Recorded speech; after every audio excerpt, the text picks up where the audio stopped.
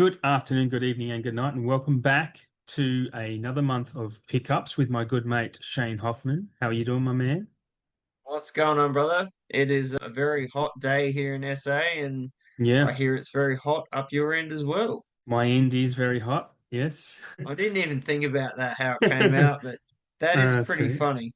yeah, I mean, I don't know. We haven't been here. We didn't do an episode recently. We were a couple of weeks late because life got in the way. Plus, we waited until some new announcements ticked over. We did do our last recording end of October, so now we've got 2 months to report to you guys of announcements, pretty much. So it's going to be a bit of a show. I've got some stuff I want to talk about with Shane. It's one of the things he knows about, and the others he will know about, but they're going to be surprised that I'm bringing them up. It's nothing exciting, but it might Love be a good exciting. surprise, Adam. You I know, like a this. good surprise. You all know how this stuff goes. Yeah, yeah, yeah.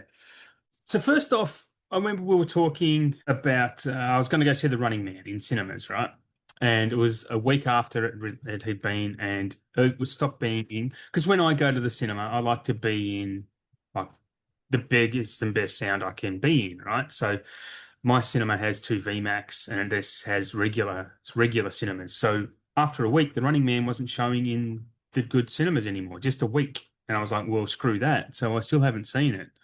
And it just kind of got us talking about that short cinema run and how it kind of they talk about the cinemas are failing. And I think Hmm. that might be one of the reasons. It is on my end because it stopped me going to watch a movie because it wasn't in a good cinema all of a sudden. Yeah. What else were we talking about that? Well, I did see it in the cinema, and the whole thing that's sparked this debate between us was that it wasn't. I started reading, and Hmm. it wasn't in like premium. It wasn't in Titan Lux. It was a standard cinema. Still, had to pay a hefty amount. I couldn't go to Marion in SA to see it in 40 because it's quite a way to get down there. And that's what sparked this debate is that Yeah. it wasn't getting that sort of exposure in the bigger cinema with Yeah. all the bells and whistles, recliner cinemas. Yeah. It wasn't attracting that, unfortunately. And I think that was pretty poor. I mean, this film was being promoted like months in Yeah. advance. They spent a lot of money, Like, right? it doesn't make any sense that to see a film like that, you wouldn't want to see it in the biggest The best way you screen, could. in Yeah. the best seats. Why wouldn't you? Well, the same This thing one was, happened with One Battle After Another as well, because that was the same cinema. yep. Yeah, I mean, and it's becoming a thing. Like, it's prevented me going to the movies to watch these because I don't want to pay. Because I think, I mean, just to give I guess, an understanding. Like, if I go, I get a recliner seat and I pay like maybe $30, $32 or something to watch these movies. But then when they're not showing in there, they go into the cheaper cinemas, and they're still $25 or $22 a ticket. And the seats aren't obviously nearly as comfortable. You sit too straight. It's almost like a bus seat. They're not terrible. They're better than what you used to get in the 90s, but they're still not comfortable. I don't want to sit there fidgeting and tossing and turning in this chair if I'm paying a good amount of money. I just want to sit and chill in my recliner like I do at home. Mm, yeah. So when they say this, so people try and pinpoint one reason why the theatrical experience is dying. I think there's so many reasons, and which will lead on to our next subject, which is the whole Netflix trying to buy Warner Brothers Oh, thing. yeah. When we're talking about ruining the cinema experience, I mean, one of the thoughts I had when we were going through that discussion about it was that Netflix has kind of instilled in us that we can watch what we want when we want. We can binge it. We don't have commercials, this and that. Where and that kind of abandoned traditional TV. Not, I don't think a lot of people watch traditional TV anymore because once, me and you grew up in the same era. So if we wanted to watch a show, X-Files was on 9:30 on a Thursday night. You had to be in front of your TV 9:30 on a Thursday night to watch what you loved. Now you can watch whatever Yep. you want. And the cinema is kind of like that too. Like, there's appointment viewing. There's a lot of like sometimes I've wanted to go to watch a movie. It's been in the cinema I wanted, but the times don't match up to when I'm able to go as well. So I think that might be killing it because Netflix or streaming in general has instilled in us that we can watch what we want when we want. But the cinema is also appointment viewing. They make it tricky. They have these short runs of theatrical windows, which, and there's many more other reasons. Do you have anything off the top of your head that you think is killing cinemas? Well, you were saying about the X-Files, that was perfect example of TV back in the day. You know, every week, I think it was a Wednesday, just pulling out a random day, but Yep. 8:30, X-Files would be on. Mm. You'd be ready. You'd be sitting there. You'd be watching it. Yep. Going through the season. It's getting towards the end of the season. We're gonna have that cliffhanger, and it Yeah. was always around Christmas because the VHS cliffhanger version was ready to buy, and my Yeah. dad would always buy it for me for Christmas, Oh, cool. and we'd have it before Christmas Day, and it would be 23rd or 24th, one of those nights, he'd Hmm. give it to me as an Yeah. early present. And we would sit down, we'd watch it That's uh, cool. before it hit the TV. So those were a big deal. And it was Yeah. super exciting because you've watched it this whole season. You want to know what's going on. VHS, let's chuck it in there. Let's see what happens.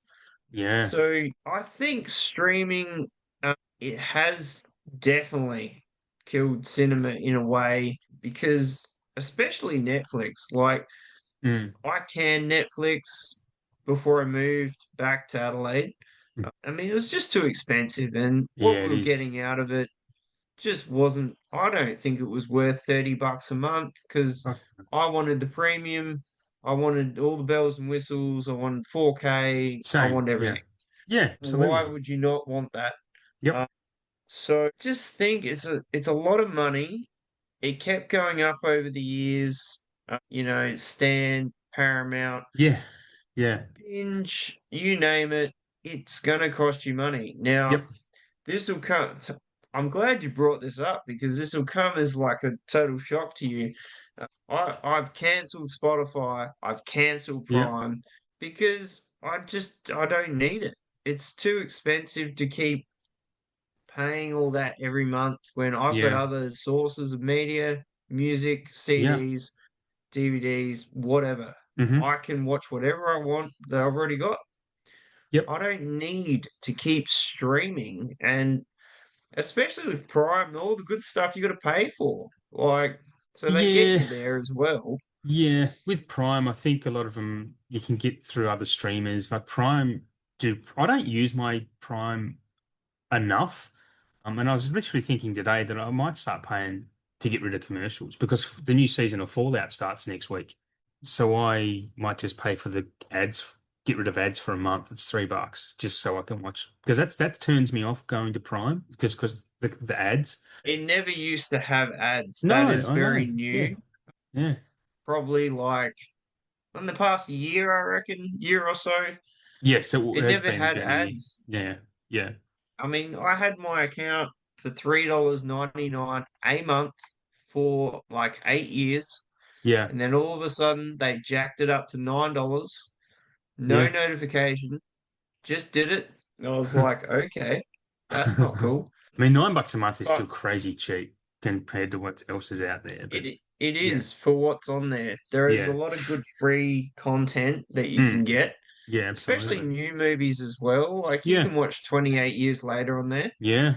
for nothing, which is good. 28 Years Later is Um, great too. I loved it, actually. But I think the Netflix thing, Netflix originals, can only watch it on Netflix. Very little of that ever gets a physical, unfortunately.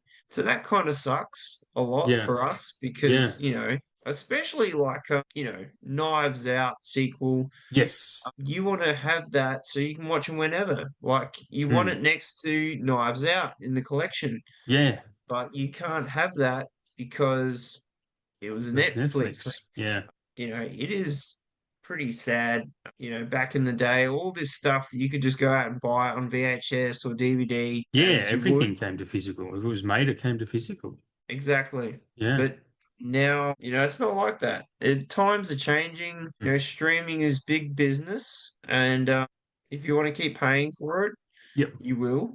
But Yep. as we both have now, I mean, you kicked Netflix probably I many times and then Yeah, I got it have it back back to watch now something. because Stranger Things, I got it back on when Stranger Things came back. I watched that within like a day and a half. And yeah, for this month. yeah, like you said, the new Knives Out movie, Wake Up Dead Man's on Friday. So there's a few things coming. Really? Yeah, Oh yeah, wow. Wake Up Dead Man will be out Friday. So I stayed for that because I'm a well, I love those movies, but I love Ryan Johnson as well. And there's a few other things coming out before Christmas. But actually almost finished the new Puff Daddy documentary that 50 Cent produced on there. It's fucking great. It's so good. Okay. Yeah, yeah, yeah. It's I was resisted it, kept coming up. I thought, oh, I'll check it out, and I was got hooked, really hooked. Really well put together doco, to be honest. Like could get Emmys away. Just the rise and fall of this guy's remarkable story. They will make a movie of him, I'm sure. But anyway, yeah. So I got Netflix back. I'll probably have it for another month. I'll keep it for 2 months and cancel it again. I cancelled my KO as well. Formula One season's over. Cancel that. I only grab that when Formula One's around. I don't want to watch cricket or there's nothing else on for me to want to watch. I can watch basketball or whatever on Disney now too, so I don't need to keep KOs. So yeah. But Amazon, I pay $80 a year for Amazon, and you get everything with that. Like I think it's a no-brainer because I buy a lot from there as well. And yeah, That's probably something I would look into. And I know we've discussed it. listeners, if you've been with us from the beginning, So you yes, will know, you yeah, will know Adam you will. hounded me relentlessly. Cancel everything and go Amazon for Yeah, $80 a month or a a year. year, So I get all the but benefits of, free shipping and free music and everything. Because I yeah, was and just and paying way too much. the fact that you haven't done it and how much I actually have harped at you about this, it's not just on this show, but the fact that you still haven't done it in like 13 or 14 months tells you how great a salesman I am. That's why I don't do sales because honestly, Well, I'm getting there. I am getting there. I've cancelled a couple of things. it's a That long was a way. big deal. Yeah.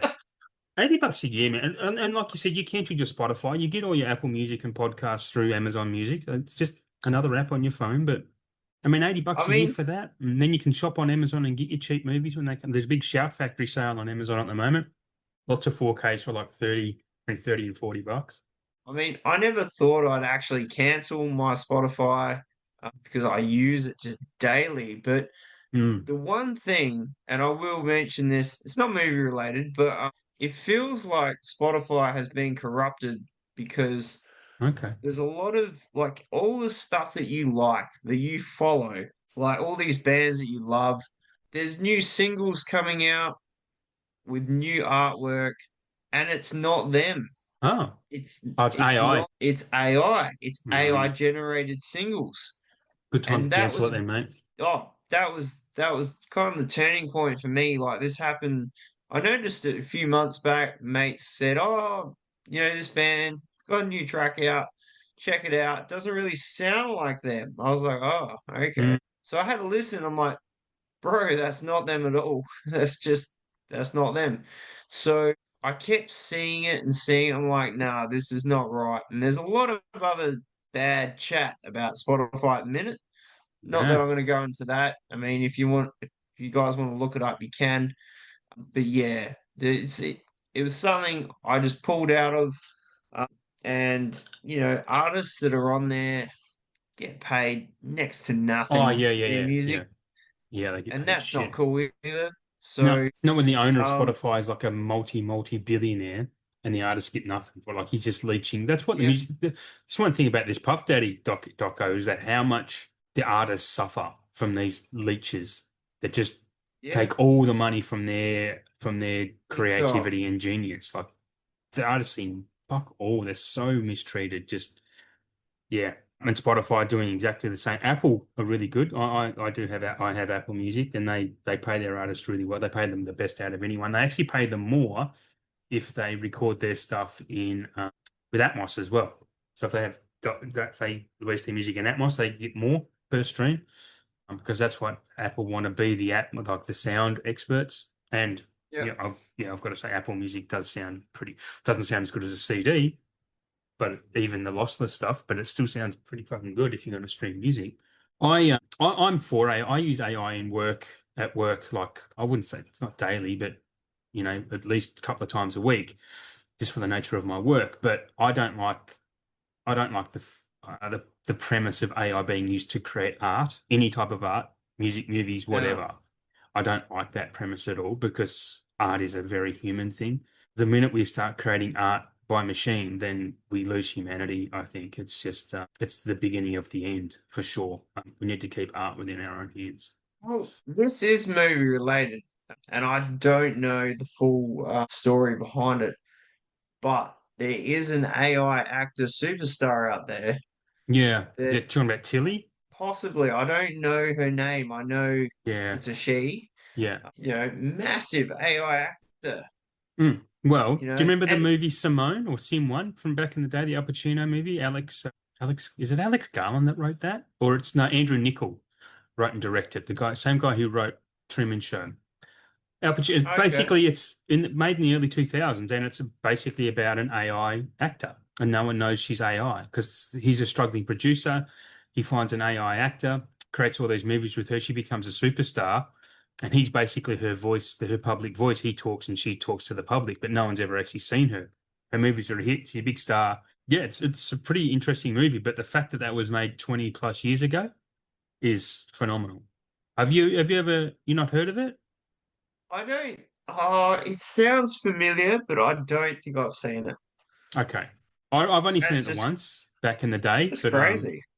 yeah, yeah, it's that might it'd be good to see that get a 4K to be honest, especially into today when AI is very prevalent.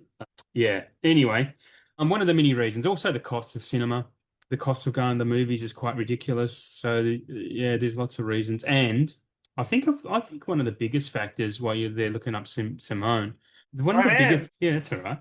But one of the biggest I factors can't too, I find it. think, is that there's too much content. Everyone has streamers. Everyone probably has at least two stream. Most people would have at least two streamers, I think. And there's too much content to keep up with. So I think that kills the cinema experience as well because people are like, oh, I'd love to go watch this movie, but it's going to be on streaming in like 2 months, 3 months. Why? I'll just sit back and watch another episode of fucking Gilmore Girls. I don't know, whatever the hell people watch, right? There's a lot of boxes being ticked into why the cinema experience is dying, and I don't know how they're going to recover. I wouldn't, I'd hate to be an exec doing theatrical movies because hasn't been many box office successes this year. I mean, Zootopia has been smashing it, but I mean, it hasn't been a massive year for movies. It's been a great, and I think next month, actually, thinking about this, I might actually run down my top 20 movies for the year that I have watched, that the 2025 releases. I don't know if you've seen many, but because, yeah, planning on the fly here. And saying that made me forget what I was going to say. What else was I saying before that?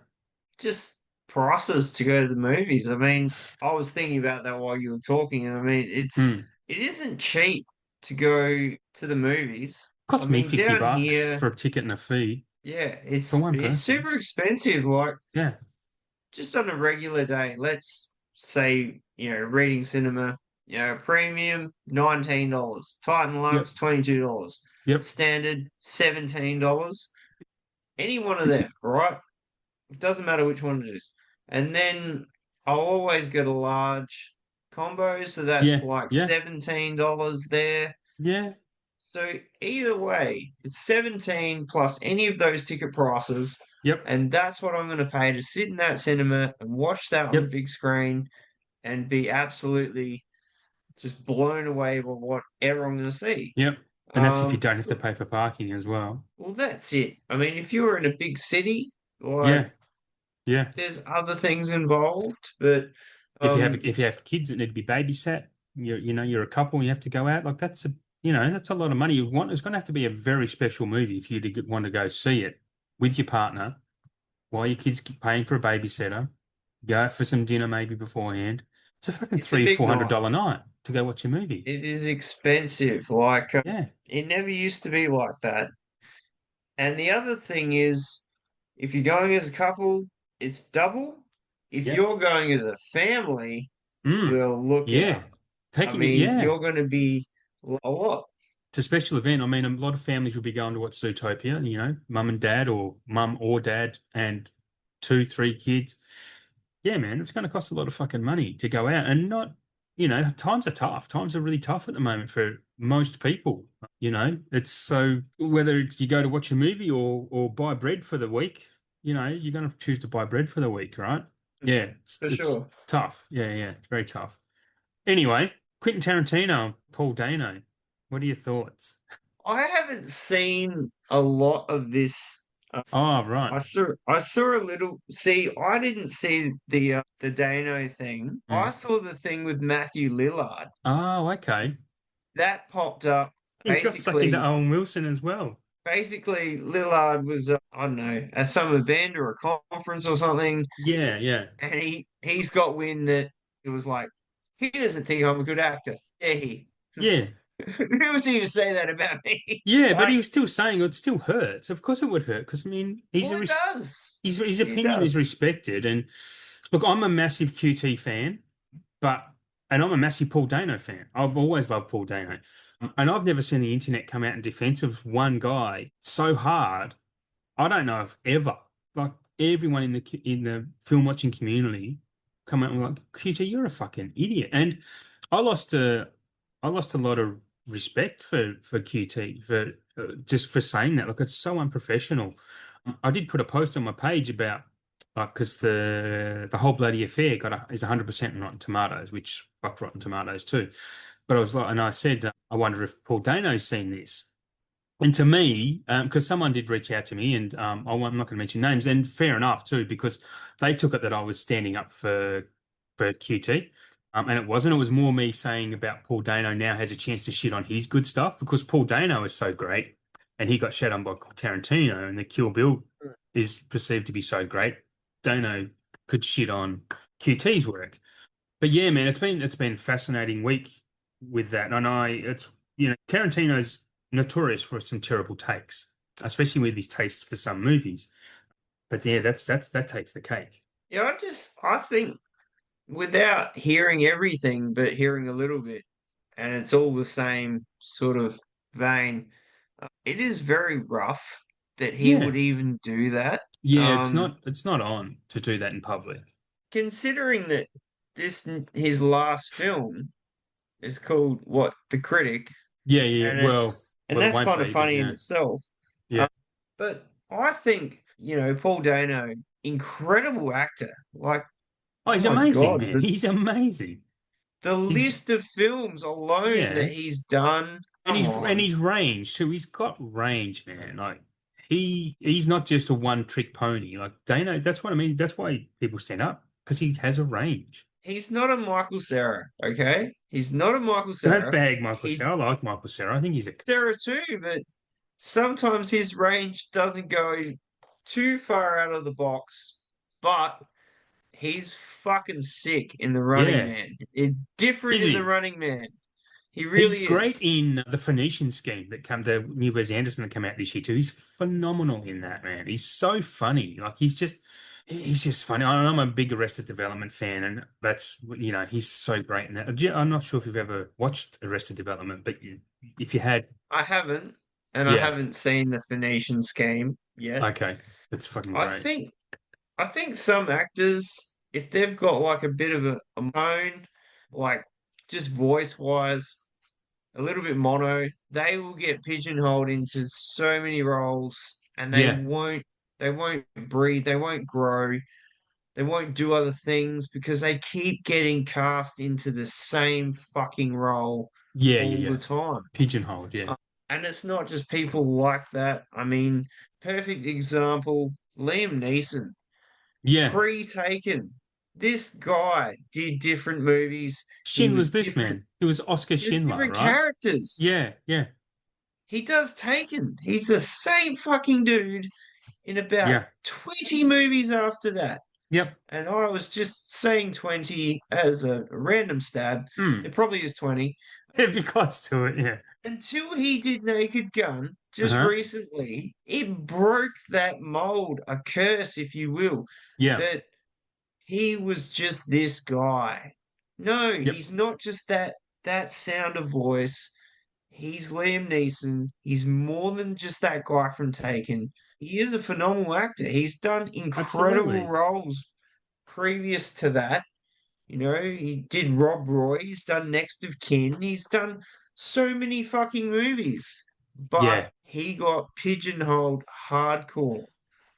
That was just an example. It's a real shame, like that can happen to an actor. And I Yeah, I mean they choose it for money sometimes too, but I know it's yeah, I it's know what their you're saying. job. Like it's happened to a lot. Like it happened to a lot, but they've got to maybe fight against that too. I don't know. But again, there's so many things that come into play with their agents and whatnot. Yeah, For sure. it's kind of crazy. But yeah, Kito, bit of a dick. Lost some respect. You just don't do that. It's kind of one of those unspoken things in Hollywood. You don't rag on another performer or an artist in public. It's just silly. But that's QT's ego. He thinks he's untouchable, and he's probably on a coke bender. Who knows? Because that's kind of what his thing. Just looking at Running Man's only made 36 million domestically. That's US domestically. That's a Really? shame. Yeah, that's a shame. It hasn't been Well, received very well. Like everything I see is 3.5 stars for it. Like it's not well loved either. I see original Running Man as an action film. Once it gets into it, Mhm. it's action. It just Yeah. rolls. Yep. This one isn't like that. It's not. There are action sequences, but they are very well paced out. Mm. And I thought that was really good. There's a very decent story in this because it's telling it. I think it's more accurate to the book, and I haven't It read the book is. or the short Yeah. story. It is because Stephen King had a bit of oversight on this one. Yeah, Yeah. because I think the 30-day thing was a thing. It was part Mm. of the story, Okay. and it kind of lapses throughout the film in this many days, and we're up to this day, and as it goes on. Okay. And I thought it was I liked it regardless. And I said to you in a personal video message review, Mm. Yeah. if you're going to see this film and you're expecting something like the original, you'll be disappointed. If you're expecting flat out action, you're going to be disappointed. Yep. If you want to know, the preview just gives it something it's not. Yep. Like the preview looks like it's flat out action all the time. It just doesn't stop. But it's not like that. It doesn't Mm. make it a bad film. It's a Yep. really good film. I'd totally buy it. I'd totally watch it Yeah. again. Yeah. Yeah. Yeah. I'm still keen to Um, see it because I do want to make my own opinion on it for sure. I mean, I'll definitely watch it because, well, for one, it's Edgar Wright. But yeah. I mean, it was a big deal on many levels for that film to even come out. There was like, a given from Arnie himself. It's like, Yep. yes, I'm Yeah. letting you guys take the reins and go with it. I think in my eyes, I think it is a winner for sure. Yeah. Because I never would have thought a remake of The Running Man would ever happen. I never thought No. I'd want to see a remake of The Running Man because I'm not a big fan of remakes of old films that I grew up with, Mm. 80s stuff, early 90s. But this one, I reckon it was locked in the bag winner. Yeah. Cool. So Yep. Well, if you like it, I will take that to the bank. Next one is a little smug from me about the Dusk Till Dawn 4K on its way. I called it. I oh yeah, yep. saw it on iTunes, and I'm not telling people how I figure this stuff out because these are my little scoops. But yeah, I mean, I put it on Facebook page, my own Instagram page. And a few days later, Dawn of the Discs kind of confirmed it. We don't know who it's coming from. I don't know what studio it is. It could be coming from anyone at this point, whether they've sold the licensing off to maybe Shout or Arrow, or whether it's actually coming from, I don't know the studio who made it. I have the Blu-ray. I haven't bothered looking. But yeah, I'm pretty excited about that. It was one of our on our wish lists in on the curbside pickups. I think on many It's people's on wish lists, but everyone's wish list. yeah, yeah, and it'll look great. It will look great in. I did check it out because I do own it on iTunes as well as the Blu-ray, and I did check out the 4K, and it does look pretty, even through iTunes. And Apple are pretty good with their. Well, not pretty good. They're probably the best streamer when it comes to that type of quality. It looked pretty friggin' sick. It looked really, really good, clear, crisp. I actually went to the scene where they end up start at the when they get to the titty twister because it's so colorful, it's dark, and you have all the neon lights. Looks fantastic. So pretty keen to see what it looks like on a disc. Absolutely. Yeah. And one last point before we start getting into the actual physical media side of it, and thanks for listening along this long if you are. But I just wanted to ask you a question. It's probably a really simple answer, but I think it's a really good talking point or a good thought experiment is why do we still actually have DVDs, like the actual DVDs, not Blu-rays or 4Ks, but why do we still have them? For me, a lot of people are probably screaming into their headphones right now saying this is why, but I don't know. I just wanted us to talk about it. So DVD, it was the next step from VHS. It was like the new premium of VHS. So, VHS, it's tape. You play that tape enough, you're gonna get some damage. I mean, it's inevitable. DVD gave us clean, crisp quality, and it never faltered as long as you looked after it. Yeah. Now, DVD widely available wherever you go. It doesn't matter what that release is. If it's going to get it, above a Yeah, Blu-ray or yeah, yeah, obviously a 4K. yeah. There are more DVD releases out there than any other release out that you could think of. Yep. They still, Unfortunately, Australia have the DVD kings of the world will get the DVD release, whereas yeah, America will get that Blu-ray release or a 4K release. yeah, yeah. So I know people that I follow on Insta or on Facebook. They still buy a DVD. I don't know why, No, me but it's a either. personal preference. There's a Maybe cost factor and it's yeah. I mean, I all think that and too. some people don't care about the quality of things either. So I mean, they'd be the two main reasons. But I didn't mean to interrupt. But as you were talking, and I honestly didn't have this thought in my head until now, is that DVD seems to be the only technology that was superseded that is still stuck around its entire runtime. Yeah, Because you think cassette tape kind of killed vinyl, CDs killed cassette tape and vinyl for sure. Then yeah. streaming has killed CDs pretty much. But then DVD came along, Blu-ray came along, DVD stuck about. 4K's come along, they've both stuck about. It's I can't think of another technology that was superseded like that type of. There's plenty. Trains are still about. I'm not going to talk about like that type of thing. Trains are still the most efficient and best mass transport we have. And they've been around forever, even though they've been superseded by other things. But I mean, when it comes to this type of thing, technology or physical thing, DVD is the only thing I can think of that's stuck around. I mean, vinyl's made a comeback, VHS is making a comeback, but honestly, they did die and had to be resurrected. DVD's just always been there. I reckon also you did talk about the price point. Yeah. DVD has always been affordable Mm. to everyone. And Yeah. as we know, because we're hardcore nutcases for physical media, you want the best. Yeah. You're going to pay through the nose for the best at times. Yep. 4K, the premium, Blu-ray next down from that, and then you got DVD. Now, Mm. if you don't care what that looks like, you will get the DVD because you just want to see it. Yeah. And if you don't have a TV that's, with all the bells and whistles, it's not going to matter to you. No, Like, exactly. Yeah. Yeah.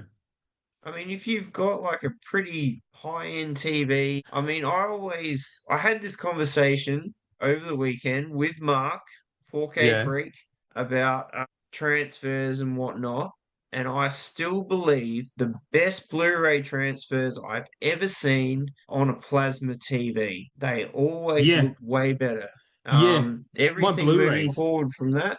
My Blu-ray on a plasma, Um, because my first Blu-ray I ever brought was Transformers, the Michael yep, Bay Transformers, and I was like, yeah, this is going to look sick on my plasma, and it did. It was fucking amazing.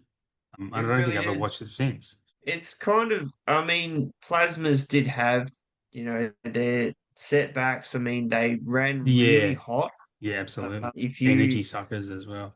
if you if you had it, if you fell asleep and the menu came back on, it was burnt into the screen. Yeah, You yeah, turned yeah. it off, the menu's still sitting there.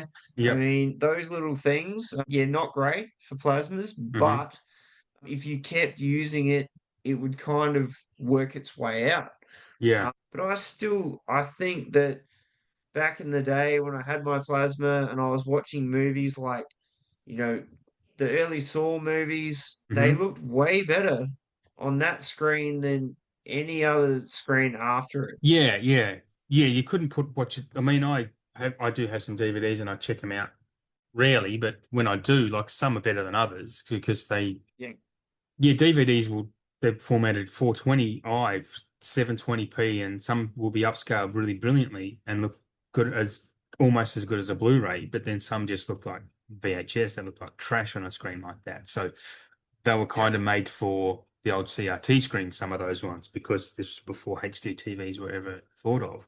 Because DVD were out well before plasmas were. They were out when CRT TVs. Yeah. Anyway, but yeah, no, I mean they still outsell two to one over Blu-ray. Like so, for every two DVDs, they sell half Blu-ray and half a 4K. Like it's crazy. yeah. Or one Blu-ray and one 4K for every three DVDs. Yeah. So it's I bananas. mean, there's just more DVD out there than Yeah. any other Yeah. physical release you could think of. They're always going to have a DVD release of it. I mean, there's plenty of companies in Australia that will pump those DVD Mm. releases, Yeah. and people still buy them because, if that's all they want, they just want to see Yep. the movie. Yep. Could be $10. It could be, you go to Reject Shop or Cheapest Chips and it's like, Yeah. oh, it's $5.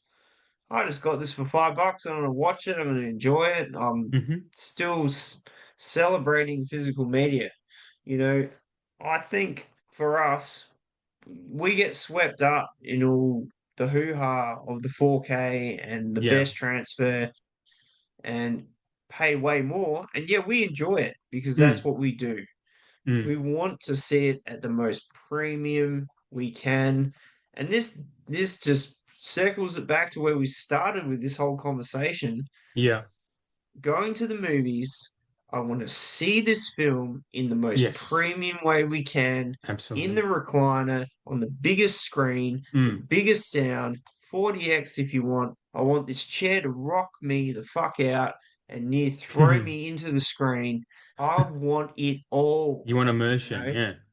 Yeah. I think that really boils it back down because Mm. some people want that, some people don't. Some people They don't just need it. want to Yeah. see the Yeah. movie and And that's that's it. fine. Like, there's no snobbery towards that.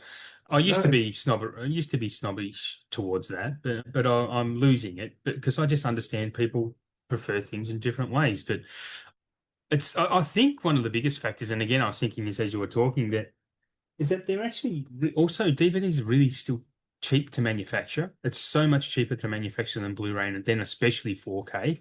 And so the yep, companies will release them on DVD because they're cheaper to manufacture as well, and they'll push them more. And like you said, if a movie gets released, it gets a minimum DVD release. If it gets Blu-ray and 4K, it still gets DVD. But sometimes you'll get a DVD and a Blu-ray, and you won't get a 4K, or you'll just get a DVD and a Blu-ray. So yeah, anyway, we'll probably move on from that. We're going to get into the physical. I'm just going to let my cat out the door. Did you watch anything this month?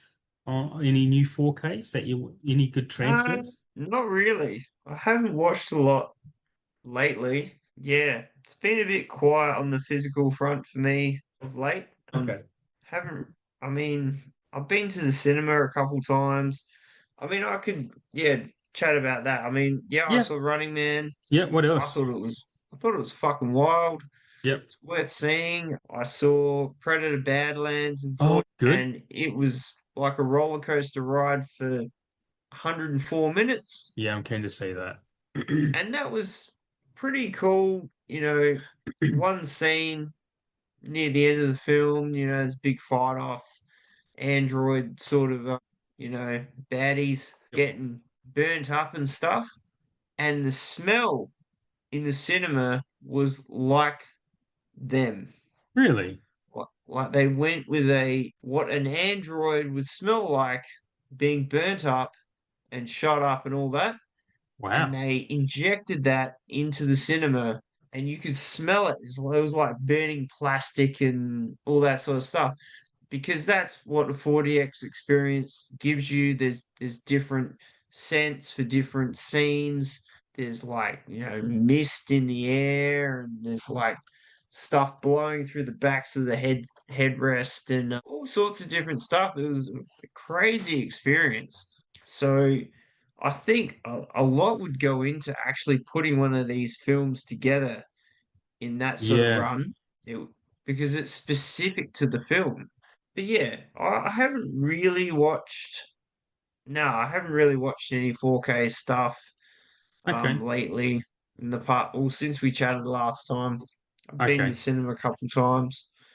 But yeah, what have you seen, Adam, that's Well, blown your hair before back? before I tell you that, when we're talking about From Dusk Till Dawn, I did look at up my sources about any other 4Ks that are coming, and we will be. It looks as though we're going to be getting The Lion, the Witch, and the Wardrobe, the Chronicles of Narnia one.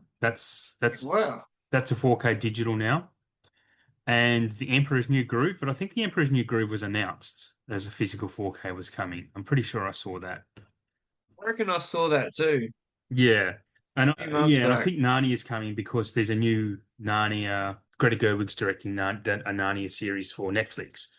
But even though Narnia is a Disney property, but yeah, it's available for digital for on digitally 4K now. So I'd expect the physical to come with that as well in the new year. Anyway, my things that I watched, I've only got two this month because I haven't watched, strangely enough, because I've got Netflix back. I've been watching Netflix making up for it while I've got it. So I haven't watched a lot of my actual discs, but with the two 4Ks I did check out was I got The Mask from Arrow. Oh yeah, I yeah. was pretty happy with that. I think that looks pretty great. I've seen better 4Ks, but I was pretty happy with it, to be honest. Was it Um, worth the wait? The Mask, Yeah. yeah, maybe. I don't know. I mean, Because obviously I haven't bought it. Uh, yeah, it was breaking the internet for many years that we wanted it, yeah. then we got it. Was it worth the wait? Is the hype the hype? Is it worth it? No, probably not. Wow. I mean, I think if one of those ones definitely looks better than the Blu-ray, and it is pretty good. It's pretty impressive. But if you have a Blu-ray and you're happy with it, stick with the Blu-ray. Honestly, I did have the Blu-ray. I can't remember what it looked like. Honestly, the 4K I was pretty happy with. So, yeah, if it was worth the wait for 10 years, probably not. If you had the Blu-ray, you're good. I think pretty solid. The next one though, I watched was come out November, Red Sun from Studio Canal. And I low key or have always kind of proffered that Studio Canal do some of the best transfers on the market for sure, between them and, well, I don't know, the other usual suspects. I think Shout Factory are probably the most overrated with their transfers, to be honest, but I think Kino and Arrow do better ones, and Criterion actually, obviously. But Studio Canal are right up there with the peak of the doing the transfers. They spend a lot of time on it and do good work. But Red Sun is that it's a Western, but it's also has like it's an American Western, but it has a Japanese storyline. So it's West versus East type of samurai versus a gunslinger from the Wild West. It's a great movie. Really surprised me how much I enjoyed it. It was Charles Bronson, I think, Toshiro Mifune, and Alain Delon, the French guy. I've spoken about it on this show before when it was announced that it was coming, and I can see you checking it out or looking I it up. am. You'd like Red Sun, mate. I reckon you'd really I've like it. heard of it, but Yeah, I've never seen it. the transfer is really great, and the movie was pretty impressive because I'd never seen it before. So yeah, they're the two that stand out to me. Next up, we have generally what did we have arrive? And it's been 6 weeks. So I've got all of November and half of December, I guess, to talk about. So don't ask me the numbers because it's been Black Friday. Anyway, I know you got a couple, yeah? Did you get, because I know you've scaled right back and you're collecting, so I don't want to I I've put you on the spot. scaled way, way back. So the only thing I've had come in is Mikey, Yep. uh, and Got the that Vinegar Syndrome, yeah? took no, that was from I can't think of it at the MVD? minute. No, Treasures. Okay. I can't think of it. I've had a bit of a brain fart, but yeah. So basically, I had that come in. Oh, I pre-ordered it from the get-go. Yeah. I Yeah. got like a small magnet and a poster with it, which was really cool. Hard box set. I haven't even watched it yet because it's not the sort of film you just chuck on. It is a bit of a brutal film. Okay. And sparked a lot of controversy back in the day. You know, anything that's kid related and they're killing people, it normally makes people a bit on edge. Yep. Unless it's the good son, everyone loved that. But yeah, that's the only thing I've got come in. I haven't really bought too much lately. So yeah, no pre-orders at the moment. Yep. Yeah, that's all I've got. But I'm sure after Black Friday, Adam, you're gonna bedazzle me back into Yeah. my seat. Maybe, maybe. I was saving and waiting for Black Friday, but before Black Friday sales came, especially on Amazon, they've had a lot of Criterion movies on sale on there for about a month now. They actually finished like yesterday, most of them, and now there's a Shout Factory sale. So I picked up around 15 brand new Criterions. Some of those were from Rare Waves as well because they had the sales, like a worldwide sale. Obviously not as cheap as the US get them, but I'll just talk about the Criterions I got. I picked up The Last Picture Show, the Peter Bogdanovich film, because I watched that about a few weeks before I brought it because I loved it. I thought it was great. I picked up Mishima, Life in Four Chapters, the Paul Schrader movie, Punch Drunk Love, Thelma and Louise, Happiness. These were all 4Ks. They were all in the $30 to $40 range. I picked up In Cold Blood, which is a movie based on the Truman Capote book, which the movie Capote that Philip Seymour Hoffman won his Oscar for is based around him writing that book. Anatomy of a Murder, which is something I've been wanting to watch for a long time. It's an older movie, Otto Preminger film. I did watch Flow on 4K, the Criterion 4K. It's stunning. It's fucking Flow. After the second watch, I actually think Flow was probably the best movie of 2024 overall, not just the best animated. I just think it's a phenomenal movie. Picked up and then three Billy Wilder films: Ace in the Hole, one, two, three, which is the only one of his I haven't seen, and Witness for the Prosecution. All great. I mean, Billy Wilder is one of the goats of all time. I did get the Arrow releases, Miss 45 and In the Mouth of Madness. I haven't watched those yet. They're just sitting on the shelf collecting dust with a lot of others. Picked up some DVDs. I might as well talk about op shopping. I picked up Ruthless People, which is I love Ruthless People. It's one of my it's great, right? They're talking about what needs a Hell 4K. yeah. That's a Zaz film. I didn't realize it was a Zaz film, but I loved it. I think that's Danny DeVito, Bette Midler, and Judge Reinhold, right? That's that one. Yeah, yeah, yeah. I saw that at the drive-in Did you really? Wow. when I was young. I don't remember heaps of the film when we Yep. saw it, but I know that we saw it. There was like they did back-to-back things back then, Right. and I That's know cool. that was one of them. Yeah. It's a cool movie, man. It's really great. I always It's a put it up there with Down and Out in Beverly Hills as well, the one with Nick Nolte and I think Bette Midler's in that too, maybe. I think she is. Yeah, Yeah, I love both of those it's a great movies. movie. Yeah, yeah, yeah. They're both great. Nick Nolte in that is fantastic, actually. Yes, I thought I should mention that. A movie I've always loved. Another one from the '80s, Brewster's Millions. I finally got the Blu-ray of that. You'd know Brewster's Millions for sure, right? Richard Oh, Pryor movie. gold, Yeah, absolute gold. yeah. Some other Criterion. Jojo Jansa. Speaking of Richard Pryor, Oh, not very seen that. nice, very Yeah, good. got that from Rare Waves. That was so these are 4K as well. The Fisher King, which is the Terry Gilliam film with Robin Williams and Jeff Bridges. Fisher King is fantastic. I mean, Terry Gilliam is my guy. Power of the Dog I picked up, a movie I thought was important for my collection. And I also got The Blob, 1958, The Blob, because both The Blobs, and me and Mike will talk about it on the Super Fun Happy Horror Hour at some point, are great. Both The Blobs are amazing. Have you seen either of them? There's a I've remake of seen the remake. I yeah. haven't seen the original. Yeah, they're both just phenomenal in their own way. I've got the Ten Commandments Steelbook, which is a pretty epic set, 4 discs and 2 movies on that.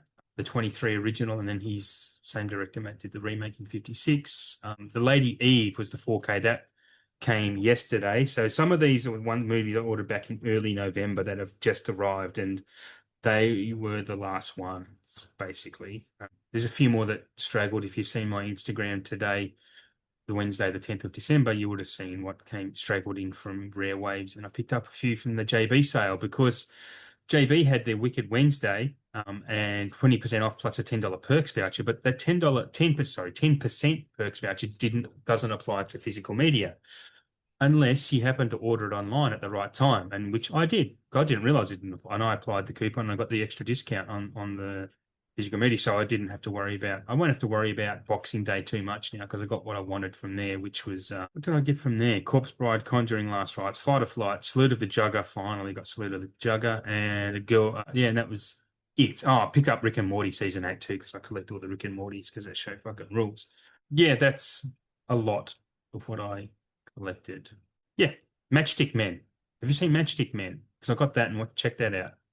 A long, long time ago. That's a fucking great movie. It really is, man. Really underrated Ridley Scott. I'd never seen it, but Nick Cage, and I've always been a Sam Rockwell fan as well. Love that guy ever since I saw him in Galaxy Quest, I think. I've just followed his career since then. But yeah, he's great. So great. They're both great, to be perfectly honest. Yeah. Anyway, and the only pre-order I have coming that's left that I ordered in that sale was also I got one thing I learned, and if anyone listening is a Telstra customer and has Telstra points, I didn't realize you could actually buy Amazon gift cards with your Telstra points. So I cashed in 30,000 points and bought a $50 gift card, and I used that to buy Uncut Gems. So Uncut Gems 4K Criterion cost me $8. So that will be sent. Who the fuck knows when, but sooner rather than later would be good. But that's pretty much all I've got on pre-order. I've got nothing else coming. So yeah, despite all appearances, I still remain, I've cut back. But these were sales. Sales are exceptions. Sale times are exceptions. So I think I am just going to really focus on sales now rather than picking up stuff brand new.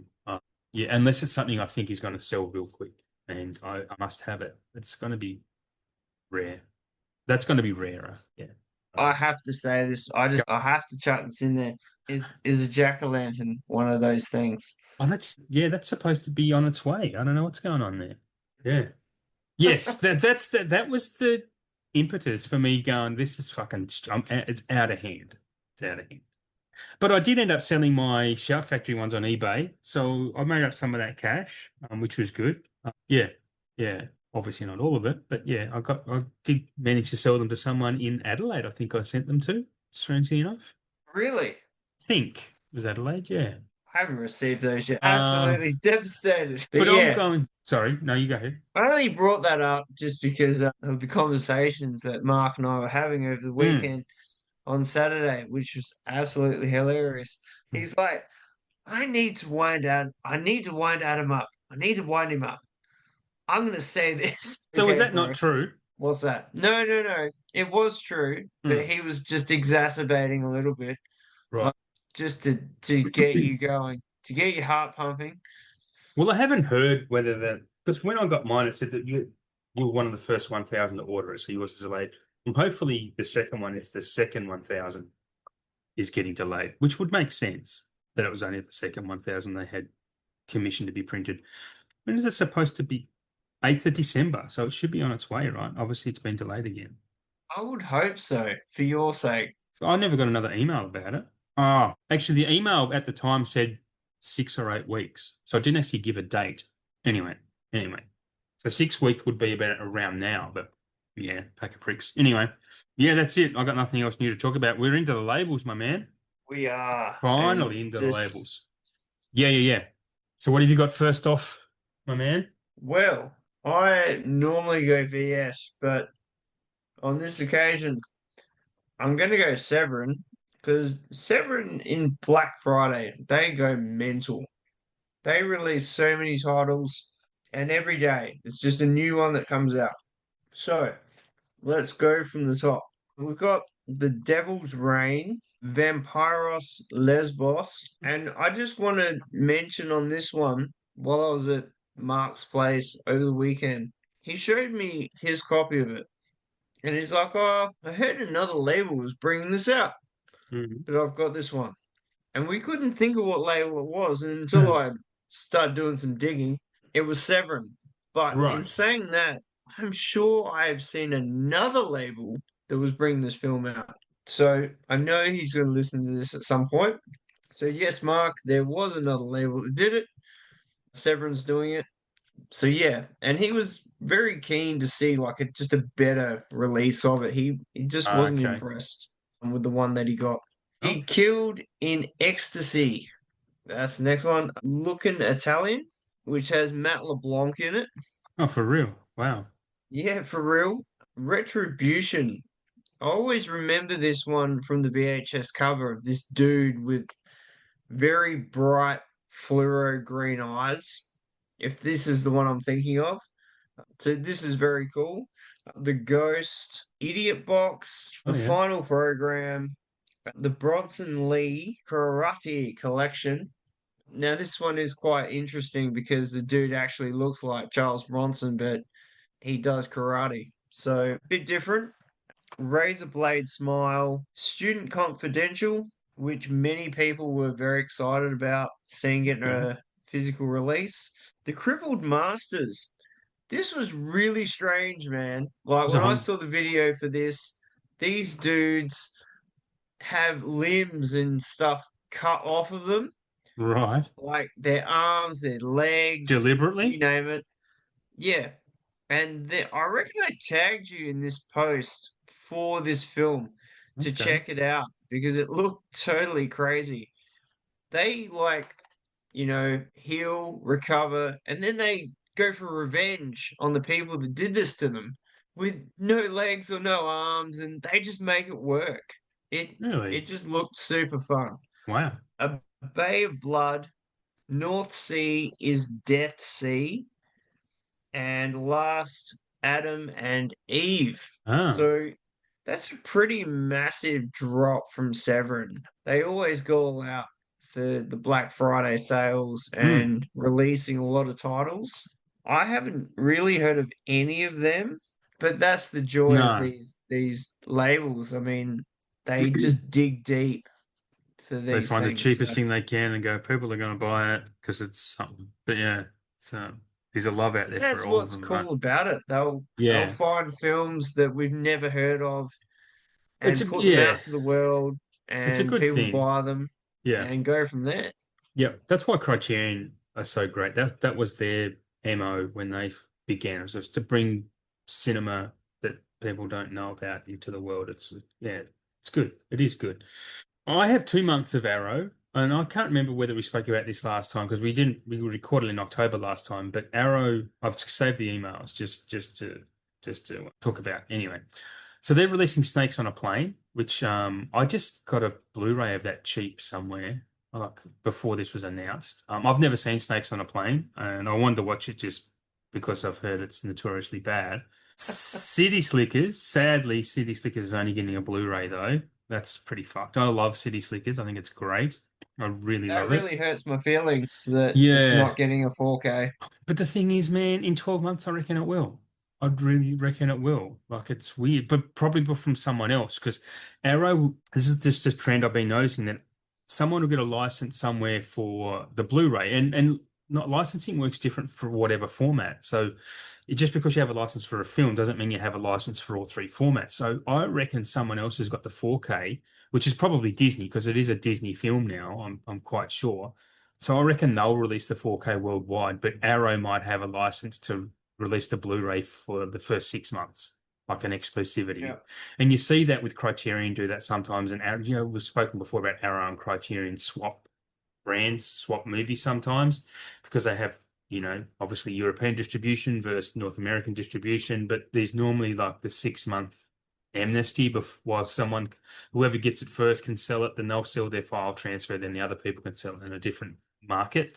And I reckon with City Slickers, something like that may happen. So I'm not going to buy the Blu-ray. And Uh, if the 4K is never announced, then at least in 12 months' time, the Blu-ray will be cheap enough. So as much as I really want it, I just don't want to get a Blu-ray because I think a 4K is on its way. I'd be hoping they'd do a double of both With on both, yeah. 4K Yeah. because I love both films. I think they're just really fun films, Yeah. especially the first one. Yeah. First one's. I grew up with that, watched it a lot when I was Mm. younger, and I don't know. I just feel like that would be really cool for that to get the treatment.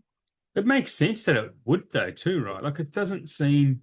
It seems, yeah. Like we both spoke about it when it was announced that it's weird. This is only getting a Blu-ray, but like I said, I hold out. I'm holding out hope for a 4K for sure. It has to happen. And the next one is a movie I think I saw once back in the 90s, Under Siege. I'm not a massive fan of these type of movies, so I do own the Blu-ray, but I won't be upgrading. That's for sure. Don't know what your thoughts are on Under Siege. I love Under Siege. Yeah, I saw that at the cinema. I love old Steven Seagal, anything from that era and back to where he started. I'm a big fan. I reckon it would be really good. I think it'd be a good transfer. I mean, Arrow, they do good shit. So I mean the sequel on a train, it's a bit all over the shop. But that one, I would actually pick that up. I reckon it's totally worth it. And I mean, yeah. come on, Erica I was going to say, Eleniak, yeah, boobies in yeah. 4K. I said it. People wanted to hear me say it, even though I don't know that. I'm putting it out there for all us guys out there. I think that scene in 4K would be delightful. Yeah, there's two scenes I remember from that movie. It's that because she was hot as shit back, especially when I was like, what? Whenever that movie Hell came out, yeah. I Yeah. was in my mid-teens. Yeah, that was a really eye-popping scene. But the other one was the knife fight. That I remember the knife fight in the Oh, kitchen because that's yeah. sick. That's yeah. And they're the only two things I remember from that movie at all. Anyway, Under Siege pretty good. Like it's pretty cool that it's getting a release. I think it will. It's going to sell a lot. I think a lot of people will clamor for it, and rightly so. The next one from Arrow is Husera, or yeah, Husera, the Bone Woman limited edition. Don't know anything about it. Sounds like a bit of a psychological thriller. The next one is something I'm kind of interested in. It's an old British film. I love old British films called The Assassination Bureau with Diana Rigg and Oliver Reed. Yeah, it's a secret organization that kills for profit. So that's kind of a movie that's up my alley, actually. So I will probably get that at some point in future. Again, it's only a Blu-ray, I believe, but it's on the list. And just recently, Arrow also announced their February lineup, which I'm very excited about. Two of these in particular, maybe three or four. I'm absolutely going to be getting Excalibur in 4K, and Westworld, the 70s version, directed by Michael Crichton, who is my favorite author of all time. Next one is The Visitor. I'm pretty keen on that. I did check it out, did look it up, and I'm not sure. But if you've seen any of these movies, let me know, and we can talk about them. But I've never seen The Visitor. I've never seen Westworld either, by the way. I love the TV show, but never seen the movie. American Yakuza in on Blu-ray. I remember hearing about that back in the day, and it was pretty big. This one I'm pretty keen on. It's called Save the Green Planet. If you don't know Save the Green Planet, I didn't know it until Begonia, the Yorgo Lanthimos film that just came out with Emma Stone. That's actually a remake of this film. I loved Begonia, but I'm also a Yorgo Lanthimos diehard because he just can't do any wrong in my eyes. I love everything he's done.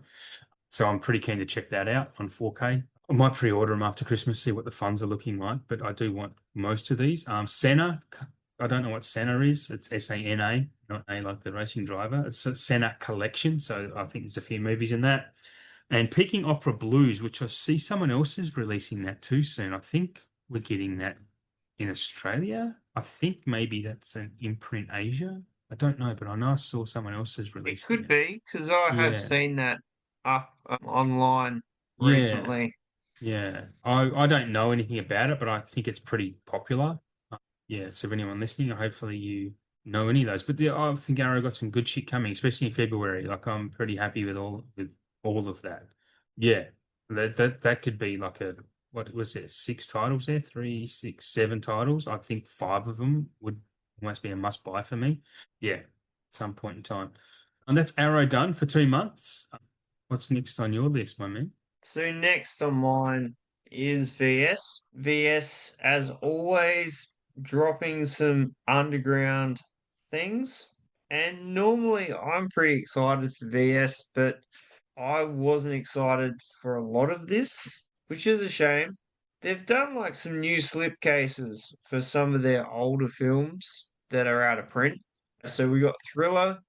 Thriller has had so many different releases and different covers. So this is just another one to that. I've never seen it before, but it's kind of like a revenge flick. A woman, hard done by, bad things happen, Hmm. and she comes back and she destroys everyone.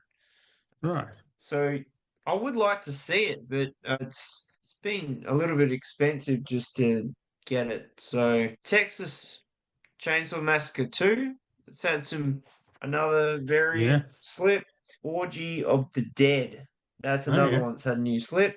Degore's a VHS, new title, Demon Wind. Never heard of that, but there's a little bit of buzz online about that.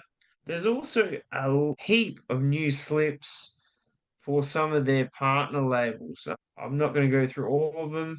The only one I put down was The Sadness, which Ah, I yeah. haven't seen, but I've heard really good things about that. I bought the Sadness recently. Very sick, interesting slip, that one. Didn't Arrow do the Sadness? I reckon they did. Yeah, it's I mean, Arrow. Yeah. it's a Shutter release, but other people have done it. Yeah, I own it. So, I think I got it recently. Yeah. Anyway, sorry. so now for the new ones that have come out. Hmm. We've got Troll 2. Yeah. I mean, Never yeah, seen the that. Troll series. I mean, this is in 4K. Everyone's losing their brains about it, but I don't know. I I haven't really seen all of them. I mean, everyone's like, yeah, Troll 2, 4K, great. But yeah, the Stendhal Syndrome, Descendant of the Sun, and Blue City. Now, that's probably the one out of all of that that I would actually snap up because Okay. I really, yeah, it just looked really good. Looked like a great film. Just old 80s, man. I'm just Yeah. a It's your fiend jam, for isn't it? 80s. It is my jam. Mm. So, those sorts of films really get me. But it's not a 4K or anything, it's just a Blu-ray release. But Yep. it looked really decent. So at the moment, VS is in partner label mode. So for the rest of December, after Black Friday, it's just partner labels and all the great deals that come with that. Okay. All the 50%, 60%, 70% deals. So yeah, that's a real cool thing if you want to snap up some great titles in that sale. But I think with the Blue City, what would really make me snap that would be that it's a Judd Nelson film, an old Judd Nelson film from Yeah, back in the okay. 80s. That's what really drew me to it. And I would love to see VS one day do Relentless. I don't know if you've heard of Relentless. There's a couple sequels that come from that. He's in I the think I first have, but one, and it's just pure 80s. It's great. mm. So good. But other than that, man, that's VS for the Black Friday sales. What have you got next? Criterion next. Six to talk about. The Billy Bob Thornton movie, Coen Brothers film, The Man Who Wasn't There. I've never actually seen that. So be Yeah. keen to check that out. Network, which is an absolute classic of the 70s, is getting a 4K, I believe, Sidney Lumet film.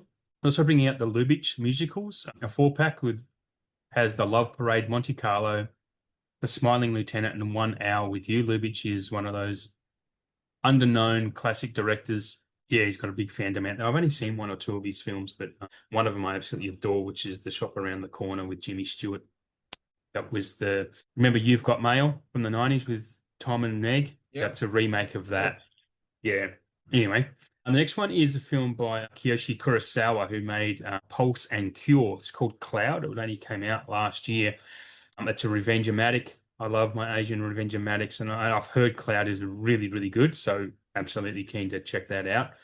The next one is Jacques Tati Playtime. He's getting a 4K. I've got some friends out there who would be stoked by that. I pretty in the middle of the year, I think it was middle of the year, I actually picked up a Jacques Tati box set, so I won't be upgrading that, but yeah, absolutely worth your time. It's a all-time classic. The next one is John Cassavetes, A Woman Under the Influence. I've heard so much about this, especially from people who are in the Criterion Closet. They talk about it a lot. So I'd like to see that at some point. It is on my list. And the next one is the original 310 to Yuma, the original Western, is getting a release as well. That is Criterion for February, early February. Most of these come out. Well, actually, all through February. You're next. Well, this is a big one Okay, because what she for said. most of this year, it hasn't been too exciting, but this is very exciting. 88 films. We love 88 We films. do, man. They They're a good those group. guys go up and down like a yo-yo, and sometimes it's there, and sometimes it's not there. but It's it's so always random. Yeah, it's yeah, so random. yeah. So I reckon there's some ones in here that you'll go, hell yeah. So we've got Swamp Thing, the Oh, original sweet. Swamp Thing Excellent. in 4K. That's, I want that. I mean, we know MVD did it.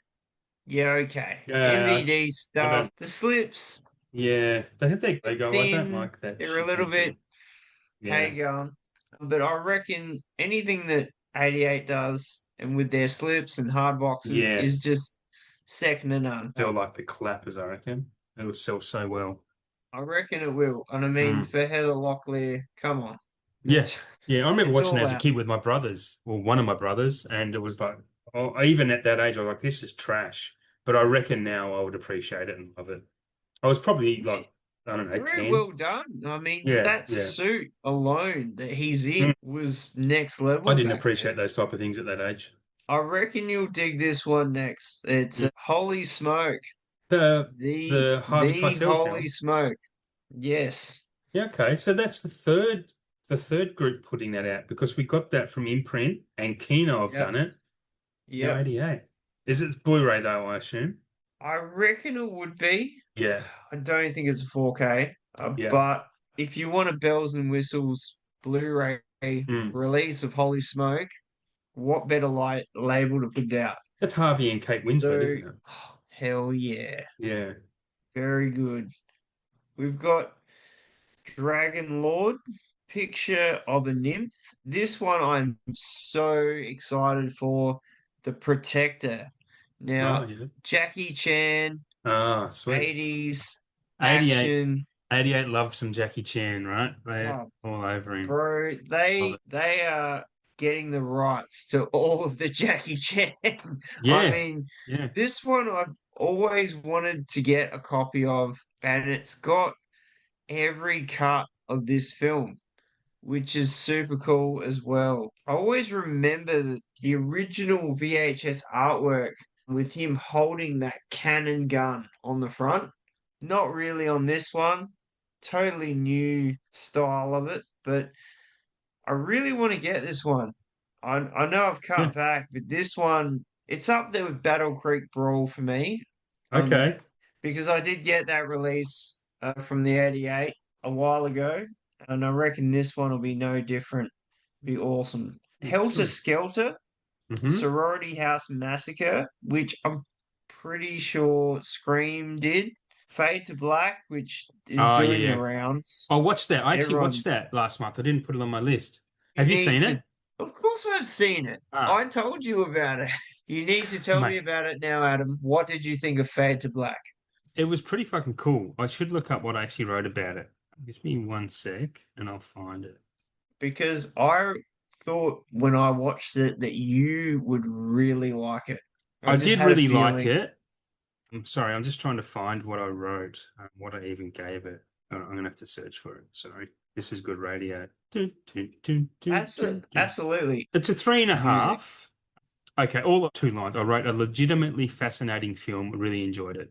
Yeah, that's all I write. But I'd really three and a half for me is a really good rating. Yeah, that's like well worth checking out. Almost a must see. Yeah, it's fun because it's like a cinema nerd. Like how could we not like it, right? We can relate to it. For sure. I mean, there's so many cinema nuggets Yeah, in that yeah, film. yeah. It's I don't know.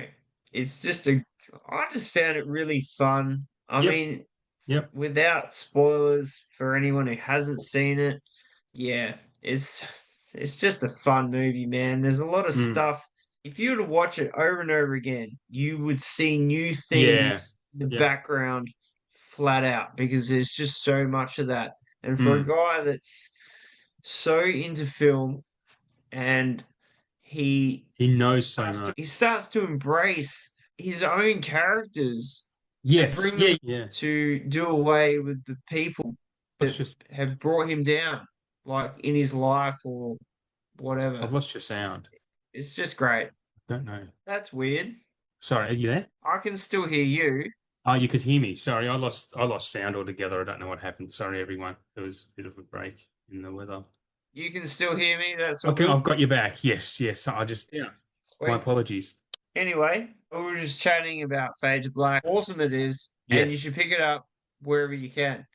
JB Hi-Fi, have it. I would buy it from there. It's one of the Shout Factory releases that All Interactive brought to the country, so well worth getting. Which is super cool for Yeah, JB to get such a thing, and absolutely. we are very humbled in Australia to Or even have it's, that. I should say, you can also get it from Easy DVD as well, obviously. Let's plug them all, Adam. Let's go hard. Yes. A couple others, one called Sakura, Strip to Kill, Shango, and I saved the best for last because it's another one that I've wanted for a really, really long time, and I mentioned it on another label, Double Impact. Yes, I saw that. Yeah, yeah, Van yeah. brand new artwork commissioned, and it's like, holy fucking I, yes, I let's can't lie, fucking go. man. I don't think I might have seen one Van Damme film. I don't think I've never, I was never into that type of movie. So I own Time Cop. I don't think I've ever seen Double Impact might have been the one I've seen. I don't know. I couldn't tell you. Honestly, Van Damme's earlier works, for me, are Hmm. the best. You know, you got Bloodsport, Yep. No Retreat, No Surrender. If you're really going way, way back, Black Eagle, it's worth seeing just for he started. Obviously, Universal Soldier, Yes. Maybe that's the Double one I've seen. Impact is way up there. There's some great action martial arts sequences in that film. We get Bolo Young as the villain. Okay. It is just great. I love Hmm. it. I mean, I've loved it since I was a kid. But I think that one through 88, it'll be really decent to get that. It'd be a great box. And for it to get a 4K Yeah. is that's really cool. I'm pretty excited about that one. Definitely. Yeah, yeah. I knew a lot of people would be dropping nuggets for that one. Dropping nuggets, Adam. We We haven't used need to that for a get this while. shirt on the line, We do. Over to me for Kino? I reckon. Yeah, okay. I'll try and whip through these, but one I was pretty excited about, Harry and the Hendersons. Yeah. Oh yeah. Yeah, Kino always just ripping out some fucking pearlers, I think. Like, yeah. I mean, I remember watching Harry and the Henderson as a kid, and it's pretty cool. It's pretty heartbreaking and but also uplifting and whatnot. It's a cool childhood movie. Nice nostalgia. They're doing a movie called The Island. I don't think it's the Michael Bay The Island. I can't remember because I wrote this down a long time ago. Mississippi Burning, which I think is a big one. Oh yeah. A couple labels have done that, Have they? but more Euro German sort of labels. Yeah, okay. That's really Um, cool. yeah, Somewhere in Time. Don't know what that is anymore because I've left their page. Is that a Barbara Streisand film? Oh, it's a Christopher Reeve film with Christopher Reeve. I yeah, I did don't see that, yeah. yeah, yeah. And they're doing Dead Again. I have the imprint Dead Again. That's Emma, good gracious, Kenneth Branagh's ex-wife. Can't think of her name. I know the Emma, one. yeah, yeah, yeah, She's yeah. got red hair. I keep thinking Emma Stone, Emma Watson. It's not either. Obviously, it's not either of those. What the hell? Emma something. He Mimic knows. getting a 4K is pretty cool. I actually really like Mimic. It's an early GDT film. Ray is getting a 4K. That's super cool. Yeah, Ray was That's good. I mean, deserved it's his really Oscar for that. awesome. Yeah. Peter Sellers, and the last one I'll mention is Peter Sellers is an early classic Blu-ray coming from them, which has five movies: Man in a Cocked Hat, I'm All Right, Jack, Heavens Above, Two-Way Stretch, and Wrong Arm of the Law. I've never seen any of those, but I'm a Pink Panther fan, so I like me some Peter Sellers. I've never seen any of those ones yet, though. A lot of films on his list that I need to watch. Emma, who is it? Thompson. Thompson. There we go. I talked long enough for you to find How? it. Emma Thompson. Of course, it's Emma Thompson. You know this. And I totally forgot that Robin Williams is in this film. Is he? He is. He's I need to Doctor watch it. I own it. I haven't watched it. Doctor Cozy Carlyle. Oh wow. That is and Wayne Knight. Oh cool. This has some Hello. really cool people in it, like that you would have seen in a lot of films. It's not just Hmm. Kenneth and Emma. You got Andy Garcia. You've got who else we got here? Raymond Cruz. He's been in a lot of stuff as well. Tom's brother. Eric Kilpatrick, he's been in a lot of stuff too. Like, honestly, Dead Again is a great film. Hmm. I've got that one. Have you seen that one? No. Again, I picked it up earlier this year when one of those 2 for 1 sales or something. Can't Worth remember. seeing for sure. I'll get to it. I'll Definitely. definitely get to it because I picked it up It's because it on the looked to watch interesting. list. Yeah, with about 800 other films. 1,000.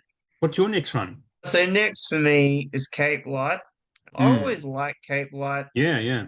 They bedazzle me with some great things. They're doing Thunderbolt and Lightfoot Oh, in sweet. 4K. Geez, that's a good Um, movie. I have a kino of that. So good. I've only seen it once. I think I watched it on Stan. Very sad film. Yeah, I yeah. I, I found it very sad.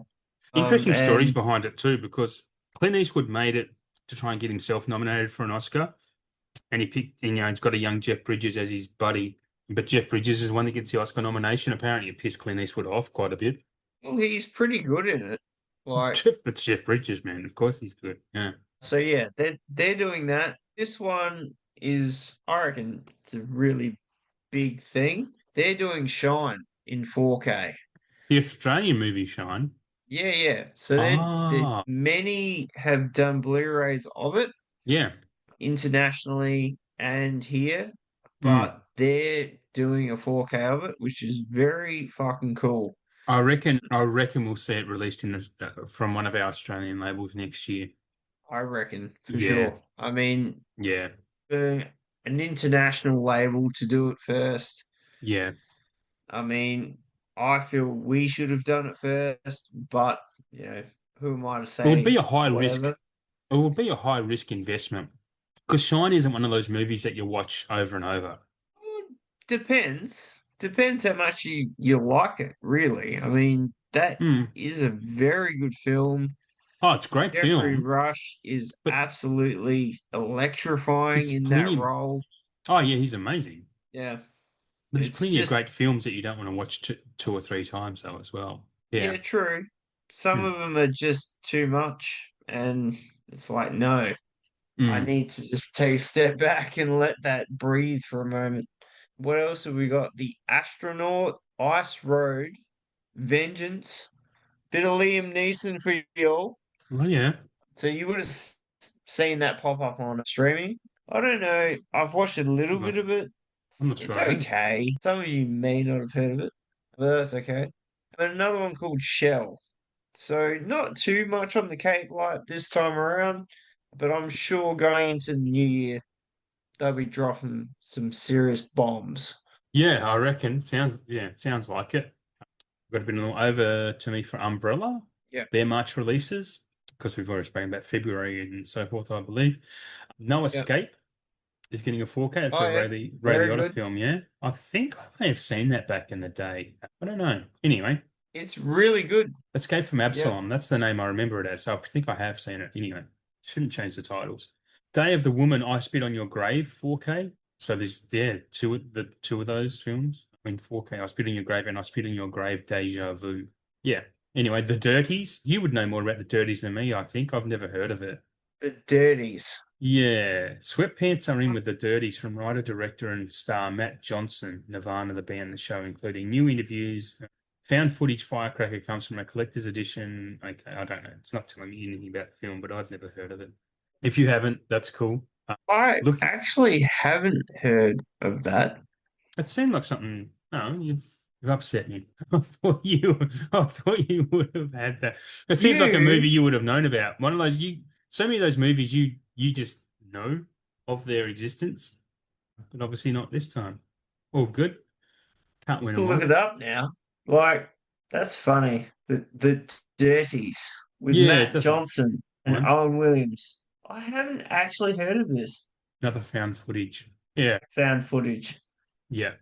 The next one, looking for Ali Brandy. I think that's a 4K. Yes. I'm assuming that's a 4K. I No, remember it's watching not. that. It's not just a Blu-ray. Oh, it No. is too, just a Blu-ray with a lot of bullshit involved. They were, I'm sure they were I think they were hinting too. months and months ago that that would be a 4K. I And think they were, when, mate. Yeah. because I did say to you a couple of weeks back about it that it was only Blu-ray. And I'm like, Yes. what Yeah. the fuck? Like, I think I, totally disappointed. I think at the start of this year, at 25, they kind of put a teaser out what was coming, and I think this was one of them, along with Infernal Affairs and And Two two Hands. hands. Still no Two Two Hands. hands. And they've announced up till March now, and there's still no Two Hands. Like, why don't they just? It'd be nice if they come out and said, "We don't have Two Hands yet because of this, this, and this." Just put it out. Do some bloody marketing or some publicity about it. Get people re-amped for it. Create some buzz. Like it's coming, but because we haven't been able to release because of this, because they promised it. Just I don't know. Do some marketing. Anyway, Full Moon Fright Box Volume 3 is coming, filled with. Oh, it's got the Puppet Master 2 and 3 trances and Slave Girls from Beyond Infinity. Just some random moon movies. Yeah. Just some random trash that I've they got found. I've got volume one because I picked it up in the bog off sale in May. I had to get something to match one of the Essential Noir boxes I got. So I got that. I haven't still sealed. And the next one is Ebony and Ivory, a movie that came out this year. I've heard it's pretty good. It's actually produced by Elijah Wood, and it's got a good rep behind it. I've not been able to check it out, but yeah, it's cool that Umbrella are doing that. But that's all I have from Umbrella. What have you got on the cards next? I have one of my favorite labels that I don't have anything from them, but I still like them nonetheless. And I know you do too, because Underground is fantastic Mhm. and they always delight us with their underground choices. I'm talking about Radiance. Ah, yes. So, Radiance, here we go. We've got Libido. Let me see if I can pronounce this correctly. Iphigenia, the Okay. Japanese trilogy, and it's the Godfather trilogy, but it's a Japanese version. The Stuntman, Underworld Chronicles, Three Yakuza Foldies by Takashi Mike. Yes. What one that I have heard of is Cutter's Way, who Imprint did. Very good film, definitely worth checking out. Dark film. What else we got? The Dancing Hawk, and last but not least, special effects. And it's Right. not probably about, film special effects. Yeah, yeah, It's probably about other things, but that one in particular has been doing some rounds of publicity online and seems to be generating some traction. yeah. Yeah, cool. Different Radiance? That is it. Got That's quite a lot for Radiance. I yeah, mean, yeah, yeah. Yeah. because Uh, we haven't done anything for like 2 months or so, it's pretty good. yes. Yeah, yeah, absolutely. So over to Vision, speaking of saturating the market, I'm glad I'm sitting down. yeah, yes, yes. There's a lot. They have a lot. They're doing Alligator 1 and 2, 4Ks and Blu-ray, $130 for Alligator 1 and 2. 2 is a Blu-ray, 1 is a 4K. Lawnmower Man 1 and 2, Blu-rays, $90. Or you can buy both of them for 180. I don't know why I'm going through this, their prices, but anyway, they are also doing the Golden Princess titles for the imprint Asia. The City on Fire is in there as well as, let me switch pages. City on Fire, a Chinese ghost story, and what we were just talking about, Peking Opera Blues. There you go. $100. I think we kind of talked about that it was them. Yes, we did. Yeah, yeah, yeah. Yeah. They're also doing Farewell My Concubine 4K and Blu-ray for $90. $90. I didn't see them announce that. Lust Caution. I think I already own Lust Caution from something else. Anyway, well, I talked about Spellbinder. That's a different Spellbinder. Getting a 4K of that. Do you know Spellbinder? Sounds familiar. It's not the TV show, the Australian TV show, the 90s. It's a movie. I think it's Michelle Pfeiffer. $110 for the 4K and Blu-ray. Vampire Circus, $105 for the 4K and Blu-ray. I know why I'm saying the prices because fuck them and their prices. Saw 2 and 3 are getting 4K with the Blu-ray. They're both $80 each, or you can buy the pair for 140. Or you can buy Saw 1 to 3 for $190 in a limited edition bundle pack. Yeah, then there's Cross Creek, King David. Cross Creek has Mary Steenburgen in it.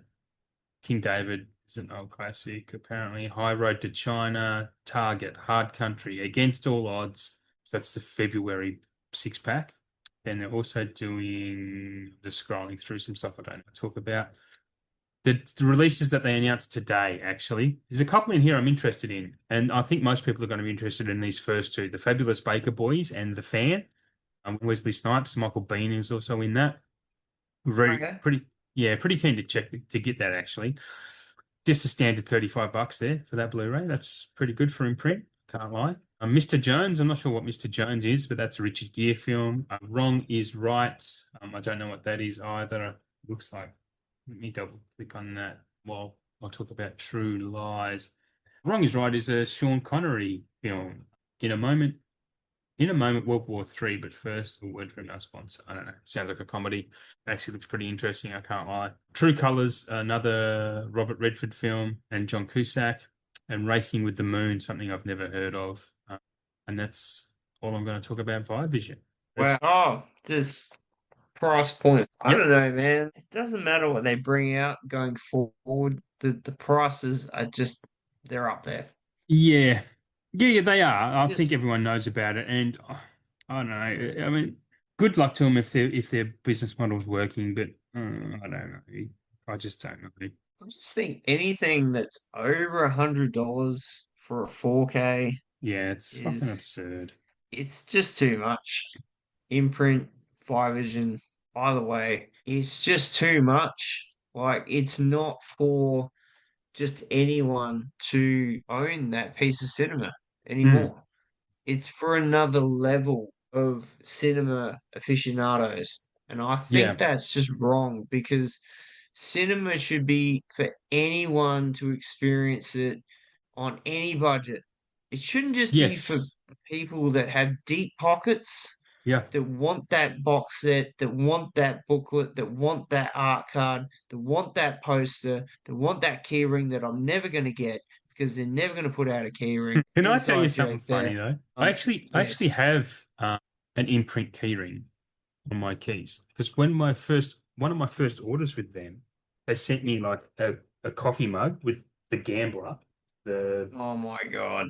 gambler, and oh, I've actually taken it off. I've actually taken it off my keys. What the hell is it? So I hadn't It's worn it for ages. crazy. Have I shown you this? Can you see it? No, you haven't. Drop it down Sorry. because it's going into your thing.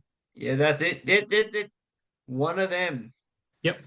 Imprint See, keyring. to all you listeners out there, everyone, I made a massive joke stab about keyrings because I thought, yeah, keyring is very cool to put into a deluxe box set.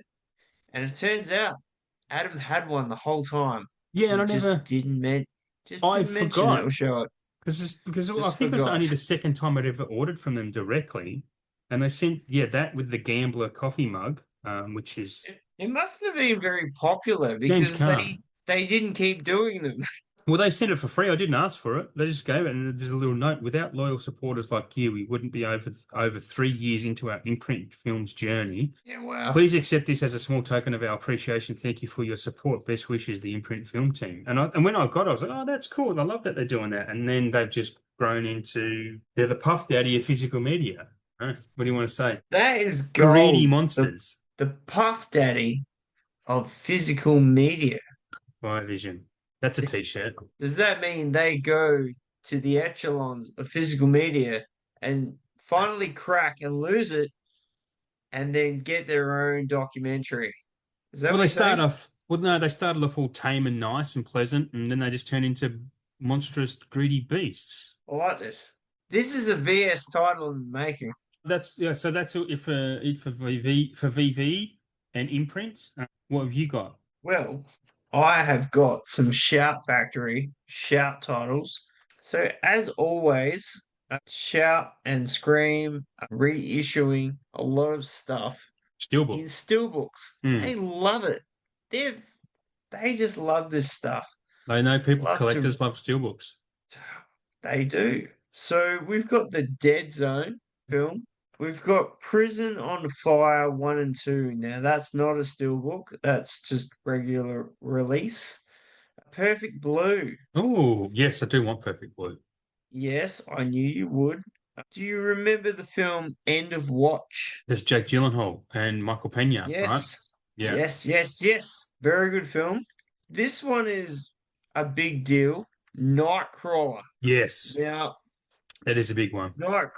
See, we couldn't fathom a 4K down here in the old Oz, but We wished for it.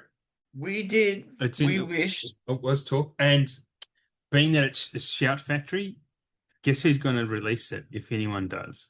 I could Vision. only imagine. It's going to be Vive. Oh yeah. So basically, that is a steelbook. Dead Silence in a new steelbook, which is cool because that's a Mhm. great film. Wrath of Man. I Oh fucking wow. love that movie. Yeah, it was. Yeah, That it's pretty movie good. fucking rules. See, Statham is like another pigeonholed dude, you know? He's But happy with it though. Wrath of Man, Hmm. that's not a pigeonholed role. And that's what makes it so awesome. Because I watched it because I'm not a big Statham fan, but I'm a Guy Ritchie fan. And I watched it thinking I'm not gonna. It's probably not going to be much, but I was shocked at how because it's not as good as a normal Guy Ritchie film, but it's a complete departure, and I really appreciated it. He just wasn't him in Mm, that film. And yeah, that's what's so great about it. It's the same as the beekeeper. He's yeah. not typical Statham in that Just film. the, He just the beekeeper's a gets piece of something shit else though. going on, The which is beekeeper. great. That's just fucking amazing. So for me, the Statham broke at Wrath of Man and the Beekeeper. There's a lot of other shit in between all that he's just that pigeonholed Statham, which is a shame. Still like all those movies, but those two in particular, he goes into an emotional level. It is just way Yeah, different. he It's does. Yeah, yeah, yeah. so fucking good to see. We've also got this new one, Deathstalker. Yeah. Not the old Deathstalker. This is Okay. a new Deathstalker. Ah, Sounds like one of those movie titles they made up in Seinfeld. well, they may have. Now, I'm Death pretty Blow. sure I'll go on a limb. I think I know his name, Daniel Bernhardt. Okay. He's like a fucking a stunt double most of the time. And yep, it is him.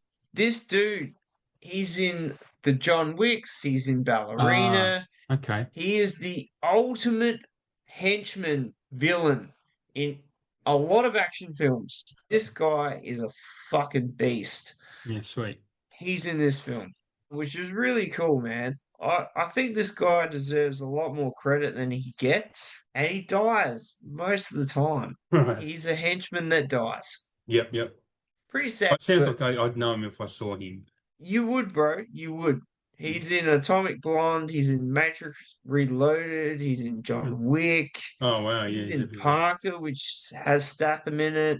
Deathstalker, Nobody 2, Ballerina. The list goes on and on. His list is extensive. So that's very cool. We've got what else? We got The Big Heat and Bullet in the Head, which is another big film in this Asian selection that's coming out. You know, all the John Woo stuff. Very fucking cool stuff. Sweet. So other than that, that is it for Scream Factory and Shout. I mean, there's other stills that have come out. I know there's some Child's Play stuff and some other horror Yeah, shit. yeah, But other than that, we already know about that. It's released years ago, but they're just rehashing. yeah, Like, they love to yeah. rehash certain films I'd like to know the with just sales figures, yeah, because I was in JB different. today because the movies I picked up and I saw and I knew it was coming, but I just still surprised when I saw it. That Superman, the original Superman from the 70s, has got a steelbook now at JB, and it's $55. I don't know why they've just done that all of a sudden in the middle of nowhere. It's weird. I'm sure I And saw something about that, or someone bought it that I yeah, know. yeah. I just thought I don't know, man. I got the standard It's a bit versions of weird. those maybe last year or earlier this year. Like they were $20 and then there was a 2 for 1 sale. Like think I picked up all four of them for like, I don't know, not much. Wasn't much. But yeah, just to release that steelbook into the wild randomly. I don't know. It was weird. I mean, for collectors, I think it is a big thing. I mean, personally, a steelbook, the artwork is always going to trump the Yeah. regular release, and I love that.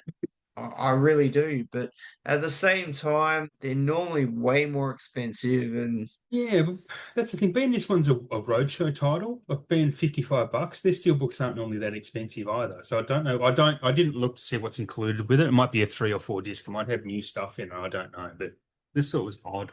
so, what have you Hey, got next I've on got your? Madman next, and I'll get into some Australian releases after your finish off your labels too. We've got January and February titles coming. So anyway, Madman, Shelby Oaks, a bit of an online, Shelby yeah, a Oaks. bit of a Chris Stuckman, the YouTube guy, film bro, got his film made through GoFundMe, and apparently from all reports, it's pretty disappointing. So yeah, anyway, Shelby Oaks. Parasite is getting a reissue for some reason, the 4K. Yeah, right. Yeah. So if you haven't got it, I'd definitely recommend picking it up because it's a fucking amazing film. It won Best Picture for a reason. Die My Love, the new J-Law and Arpats movie's coming in February, which I'm pretty keen to see. The Mastermind, which is a Kelly Reichardt film with Josh O'Connor in it. If you don't know Josh O'Connor, look him up because he's one of those guys that is becoming a big star with like up there with Joseph Quinn, and he's been in a lot of stuff in the last few years, so you'll know him. He's actually one of the favorites to be the new Bond, Josh O'Connor. And we're also getting Hearts of Darkness in on the 18th of February, which is the documentary about making of Apocalypse Now that Coppola's wife made as he was making it. And apparently it's pretty fucking good. I keep hearing people say Hearts of Darkness is amazing. So it's cool that we're getting that in 4K in the country. I'll probably pick that up at some point, probably in the bog off sale, because so I'm going to roll from now on.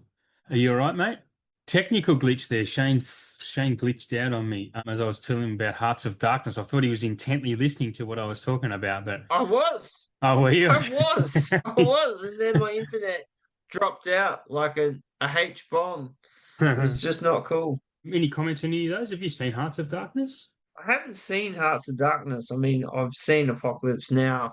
Yeah, I yeah, mean, so I have no doubt that Hearts of Darkness would be absolutely intense, yeah. to It's say the pretty least. I mean, interesting. that film to be Mm. made was just Yeah, blood, sweat, there's a and lot of guts. drama on set because I had to replace one of the actors. I was listening to this on Michael Bean's podcast recently because they were talking about it. The topic was actors who'd been replaced, and Martin Sheen replaced Dennis Hopper in that, and then they were over budget. And then when it was Marlon Brando's time to turn up and act, he was like about 100 pounds overweight. And then he had to change the way he shot everything, so he kept him in the dark pretty much because he was supposed to be this big buff soldier, like general type of guy, and he was just this fat blob that turned up on set. So he had to kind of reorganize how he shot everything because of that. So yeah, it sounds like a fascinating story, the inside of Apocalypse Now. But so I will check. I will get that at some point for sure. You got how many labels you got left? I've Yep, cool. got one left. So only other one I've got left is Turbine, and they're putting out Body of Evidence, the Madonna thriller, Willem Cool. Dafoe and Tell them to all. keep it. They're doing Hellraiser, which has been around the block so many times now. It's like it's no big deal. They're doing Fear and Loathing again. God, everyone's done that. Well, I got it from them about a year and a half ago. Oh, okay. So this has probably got different artwork, and that's cool. I mean, I love Fear and Loathing. Am I going to buy it again? Probably not, but they're doing it again. And they're also doing, wait for it, drum roll, da da da da da da da da da da, Daylight on 4K. That's awesome because it got delayed by Kino again. Like they announced it Yeah. and then it got So delayed again. That's funny. Turbine is like, fuck that shit. We are going to jump in while the iron is hot and strike. Let's Yeah, go. they must have the music rights in wherever they're from. Actually, no, I'm thinking of Well, Dante's Peak, not Daylight, because Daylight hasn't actually been re-announced. Mate, we're sitting on gold well, with that Daylight. bro, we've got the goods. We got lucky. We got so lucky with that. They're going for 300 That bucks on thing is eBay. worth a boatload. Yeah. I've heard it's worth millions, like about five. Well, it is to me. I'll sell it for millions. So what's it? 100K maybe. 100K, I'll do it. I just sell it for enough to pay off my house. That's fine. Yeah, if you're allowed to do that, that's fine. So yes, Yeah, so my yeah, I need last a million. label was Turbine. Yep. Have you got any more? I don't have labels, but I have my normal. Well, I've got the Australian stuff, and I'll get into that in a second. But I have my random catalog releases that I saw pop up. So there is a 4K of Ben-Hur coming. The not the original, because the original was made before the big classic epic in the 40s or 50s. Anyway, I'm getting a 4K of that. All the President's Men. Any Given Sunday. I think that was on my wish list at some point in time. Any Given Sunday to get a 4K, and we're getting that. And Oliver Stone randomly just announced in an interview that Shout Factory are doing 4Ks of Snowden and Savages, two of his films. Yep. So that was pretty random. I've never seen Savages, but I like Snowden well enough. I thought that was okay. As again, it's not probably a film I'd want to watch too many times. But yeah, there's that. My predictions from browsing Amazon. And the first two I actually picked up the Blu-rays of these. 1941, the Steven Spielberg movie, because I've never watched it and I need to see it. Meet Joe Black. I saw that once because it's about 7 hours long and I thought it was boring as shit, but I do need to rewatch it. I didn't think it was boring. I thought it was kind of weird. Anyway, Legally Blonde will absolutely be getting a 4K. Just you can just see it happening. I think that's a Paramount title. Lethal Weapon box set will 100% be coming. I've been talking about this on and off for months on this show. A Lethal Weapon box set will definitely be announced in the new year. I'm going to say 98% sure of that. The Frighteners will be getting a 4K. I'm pretty positive about because I've seen, yeah, just that stuff on sale. And as I said earlier, The Lion, the Witch, and the Wardrobe. I saw that as we were talking tonight, that I think that'll get a 4K release. I will jump into my sources and open up the January guide. So what's coming in January? This is stuff coming to Australia. I've seen some of these, so I'll talk about them while I can. I can't see you on screen while I've got this up, Shane. But we're getting the Bad Guys and the Bad Guys 2, the Oh yeah. cartoons. Yep. I've seen the first Bad Guys, written by an Australian and an Australian actor, by the way, and I love seeing that this guy's succeeding somewhere in the literary and then his films are getting adapted because the first Bad Guys is actually pretty good. I'm not sure what the second one is like, but it obviously deserved a sequel because it was quite good. So, and that fact we're getting 4K animation is even better. The film I have watched and quite liked, it's kind of a slow, odd thing. It's not a perfect movie, but a big, bold, beautiful journey. The Colin Farrell and Margot Robbie film. I did quite like it, but it's not going to be a film for everyone. But I had a good time with it. This is Spinal Tap is getting a 4K in January, and I think Spinal Tap 2 is being pushed back, and we'll get that in February now. Yeah. The Smashing Machine, which I kind of like the Smashing Machine. I thought it was pretty good. It wasn't what I expected. Emily Blunt is amazing in this film, and the Golden Globes have recognized her. She's nominated for that. So is The Rock. But Emily Blunt is so great in that. She's better in Smashing Machine than she was in Oppenheimer, and she was nominated for Oppenheimer. So yeah, you have seen the Smashing Machine, haven't you? Yeah, I did see that. I really liked it. Just a, I don't know. It's a weird film, but I liked it. I mean, The Rock is like The Rock, but he's not The Rock. Yeah, he's very Um, subdued and yeah, and Emily Blunt, hands down. I mean, yeah. She's one of our best she's working deserving actresses. of that Yeah, she's really good. because, as you know, because you've seen it, it's it gets pretty Yeah, intense and it brutal. I mean, absolutely. shit, those final scenes are just savage. Yeah, yeah. It's a film well worth your time. So if you can manage to pick up, if you haven't seen it, definitely pick up the Blu-ray. It's quite good. Next one is a film I'd never heard of. It's a Bruce Beresford film. I haven't seen him make movies for a while. It's with Luke Bracey, Brian Brown. It's an Australian film, and Susie Porter. It's called The Travelers. I haven't seen this, but I really want to see it. I wanted to see it at the movies. It looked really good from the preview. Okay. I've not seen a trailer. Like I said, I'd never heard of it. So yeah. Anyway, that's on its way in Jan. Him, which is a horror movie that didn't get a good reputation. This is coming DVD and Blu-ray, no 4K. But those last two I mentioned either, or Big Bold Beautiful Journey, or The Smashing Machine. No 4Ks for any of those actually at the moment. But Him was a horror movie that I don't think did very well. It's produced by Jordan Peele with Marlon Wayans in it, Julia Fox. Yeah, anyway, I won't spend too much time on that. The next one is a film I have watched and really liked. It's really, really liked. I think it's one of the sleeper hits of the year. There's quite a few of those this year. Roofman. I'm getting a Blu-ray of that. You've seen Roofman too, haven't you? Roofman was great. Yeah, it is. Yeah, I liked Roofman way more than I thought I would have, and same. it was pretty deep. I mean, for a true story, Yep. it was just great entertainment. Yeah, You sit there going, could this really be happening? Could this really be true? Could he yeah, really have done any of yeah. the shit that he did? Yep. And he did. It's It's an he amazing true did. story. Yeah. And very like it's got okay, so it stars Channing Tatum, Kirsten Dunst, who I've always loved Kirsten Dunst, and I love that she's having a little renaissance. Lakeith Stanfield, I'm a massive fan of. Juno Temple from Ted Lasso, she's been in quite a few things lately. And Peter Dinklage is the great. He's great as the store manager. Just a prick of a, Fucking prick. An isn't he? He's just absolute the prick in that film. absolute asshole. And Channing Tatum, like gives him his Yeah. little If, comeuppance. well, It's such a really satisfying film to watch. It's really heartwarming. It's funny. It's got a bit of thrill behind it.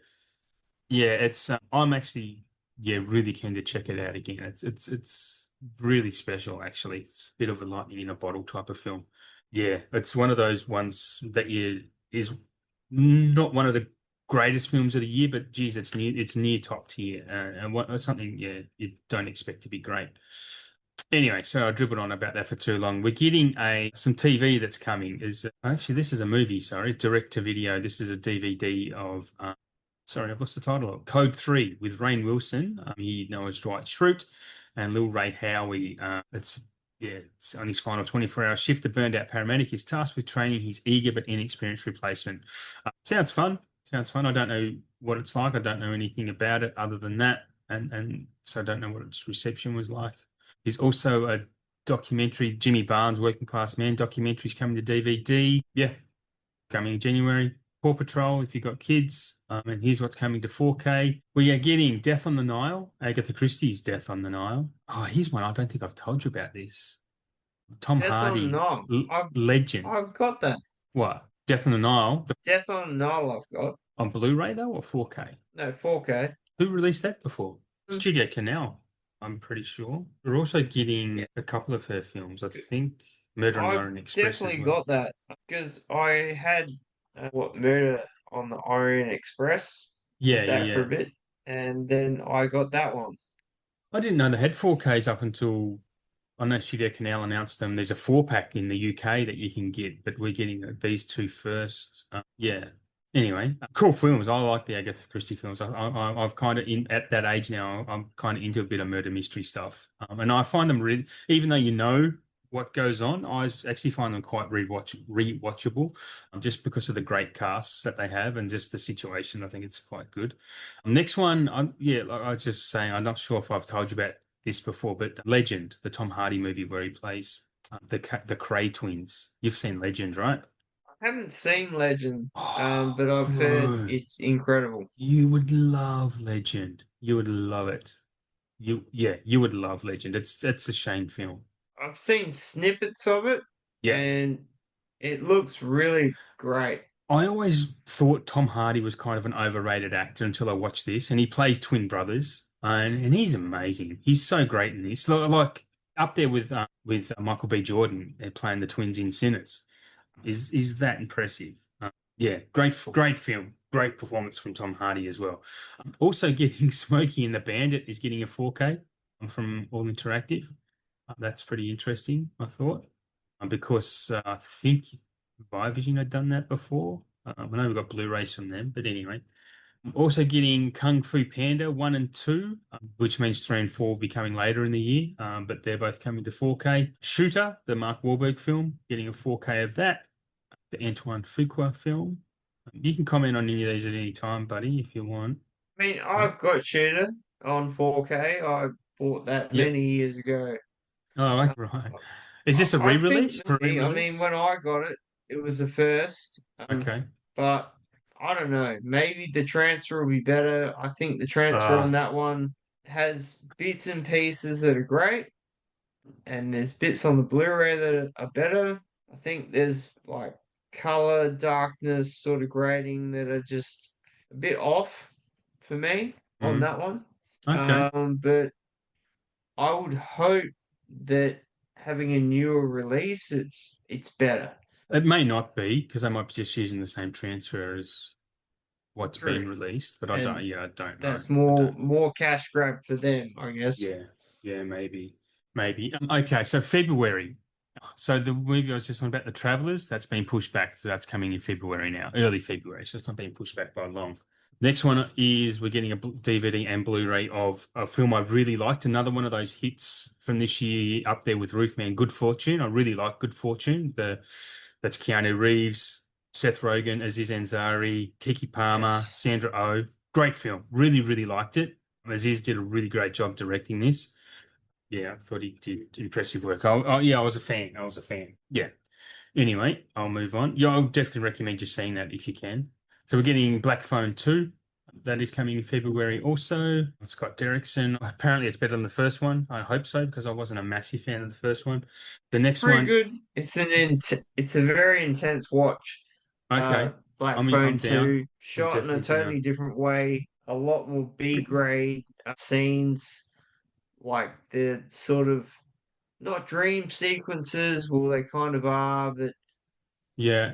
like I don't know, seeing the future sequences, they sort of do it in two different ways. So the transfers are completely different.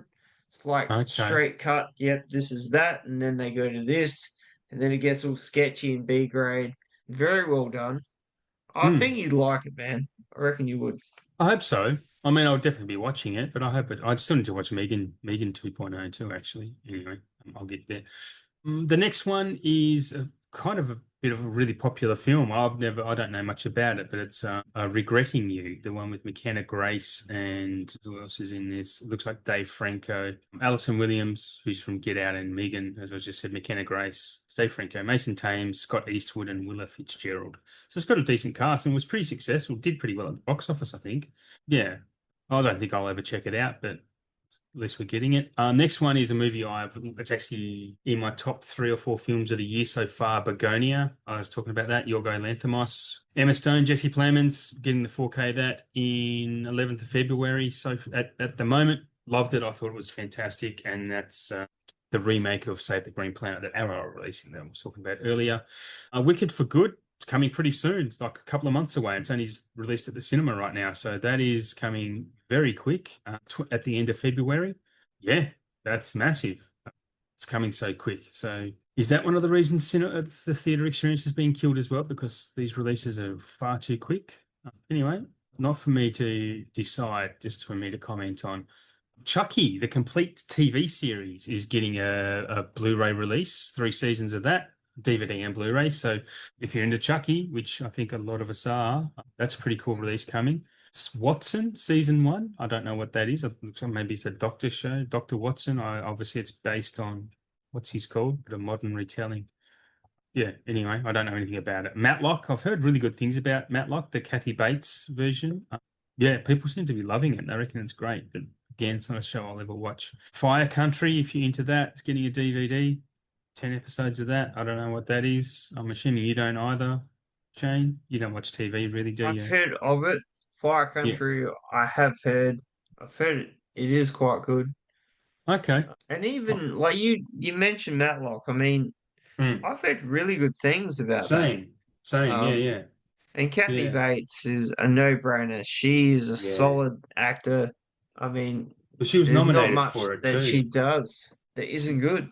Yeah, she was Emmy nominated and I think even SAG. So yeah, I mean, Kathy Bates is like a legend, right? So yeah, again, it's not a show. I'm not into procedurals too much. So yeah, I'm not gonna get into it. Oh, another direct to DVD film called 40 Acres. In a famine decimated near future, Haley Freeman and her family struggle to safeguard their generational farm as they make one last stand against a vicious militia hellbent on taking 40 acres. I'm a post-apocalyptic thriller. Danielle Deadweiler, Michael Grey Eyes. Okay, that's his name. Katame O'Connor, and I don't know, just people I've not heard of. Next one is direct to video is Bring Them Down. with Christopher Abbott, Barry Keoghan, Cole Meany. So when an ongoing rivalry between farmers, Michael and Jack suddenly escalates, it triggers a chain of events that take increasingly violent and devastating turns, leaving the families of both men permanently altered. A lot of farm movies being made at the moment. I think we can blame Taylor Sheridan for that with his Yellowstone, right? The next Written one is them down. Hey, sorry. I was just looking at it. I was looking it Uh, up because that sounds familiar. Yeah, it's on Prime. oh, is it? Okay. Yeah, yeah, Yeah, cool. yeah. This Christopher Abbott, he's been a lot lately. Yeah, and so is Barry Keoghan. Yeah, those two kind of getting around and just really making a name for themselves. Yeah. I did see that on Prime, but I think it's like a rent to buy. Ah, okay. Yeah, Um, because it's but a new but release. Cole Yeah. Meany, I mean, that guy Yeah. is Yeah. He he's plays the, he's not massive, but he's kind of legendary at the but same time. he's a character. Yeah, one of those guys. I have that guy. That guy. I remember him most from being the most cunty of cunts in Con Air. He's like the Was worst just gonna say that. Like douchebag. he was an absolute prick, but he was Yeah. great. He was great. He was a great asshole, and John Cusack gave him great comeuppance. It was great. Anyway, the next one coming is strange. This is direct to video, but Rosamund Pike and Matthew Rhys in a film called Hello Road. I'm not about a farm this time, but basically parents receive a distressing late night call from their teenage daughter who has accidentally hit a pedestrian. They jump in their car, racing to get there. Before anyone else stumbles across the scene, as they head deeper into the night, disturbing revelations threaten to tear their family apart as they soon realize they might not be the only ones driving down Hello Road. Actually, sounds pretty interesting. And the fact that it's getting straight to DVD is a bit of a shame because it sounds like it needs something else. And then I can't say it's the last one. You haven't scrolled that far, but one called King Ivory, starring James Badge Dale, Ben Foster, who I think is super underrated. Ben Foster's a fantastic actor, and this is from civilians to criminals to addicts to law enforcement and everyone in between. All walks of life intersect in this expose about the pandemic that is fentanyl street name King Ivory. In its business as usual for Tulsa drug lord Lane West battling the local criminal element, which hits too close to home when his son Jack gets hooked on fentanyl. I'm not going to read any further; it goes for a while, but it's like, yeah, it's they're comparing it to films called Crisis and Sovereign, but it seems a bit like Street Kings. And yeah, another direct, Sovereign, that movie. Yeah, yeah. Oh, okay, yep, yep. that one it's a new one. I haven't seen it yet, but we were talking about this last episode, I and think we were, I was gonna yeah. hire it on Prime. Not that I can now because I deleted my account. Yeah, that's really interesting. That's that would be worth checking out for sure. There's another one here called Queen of the Ring. It has Walton Goggins and Josh Lucas in it.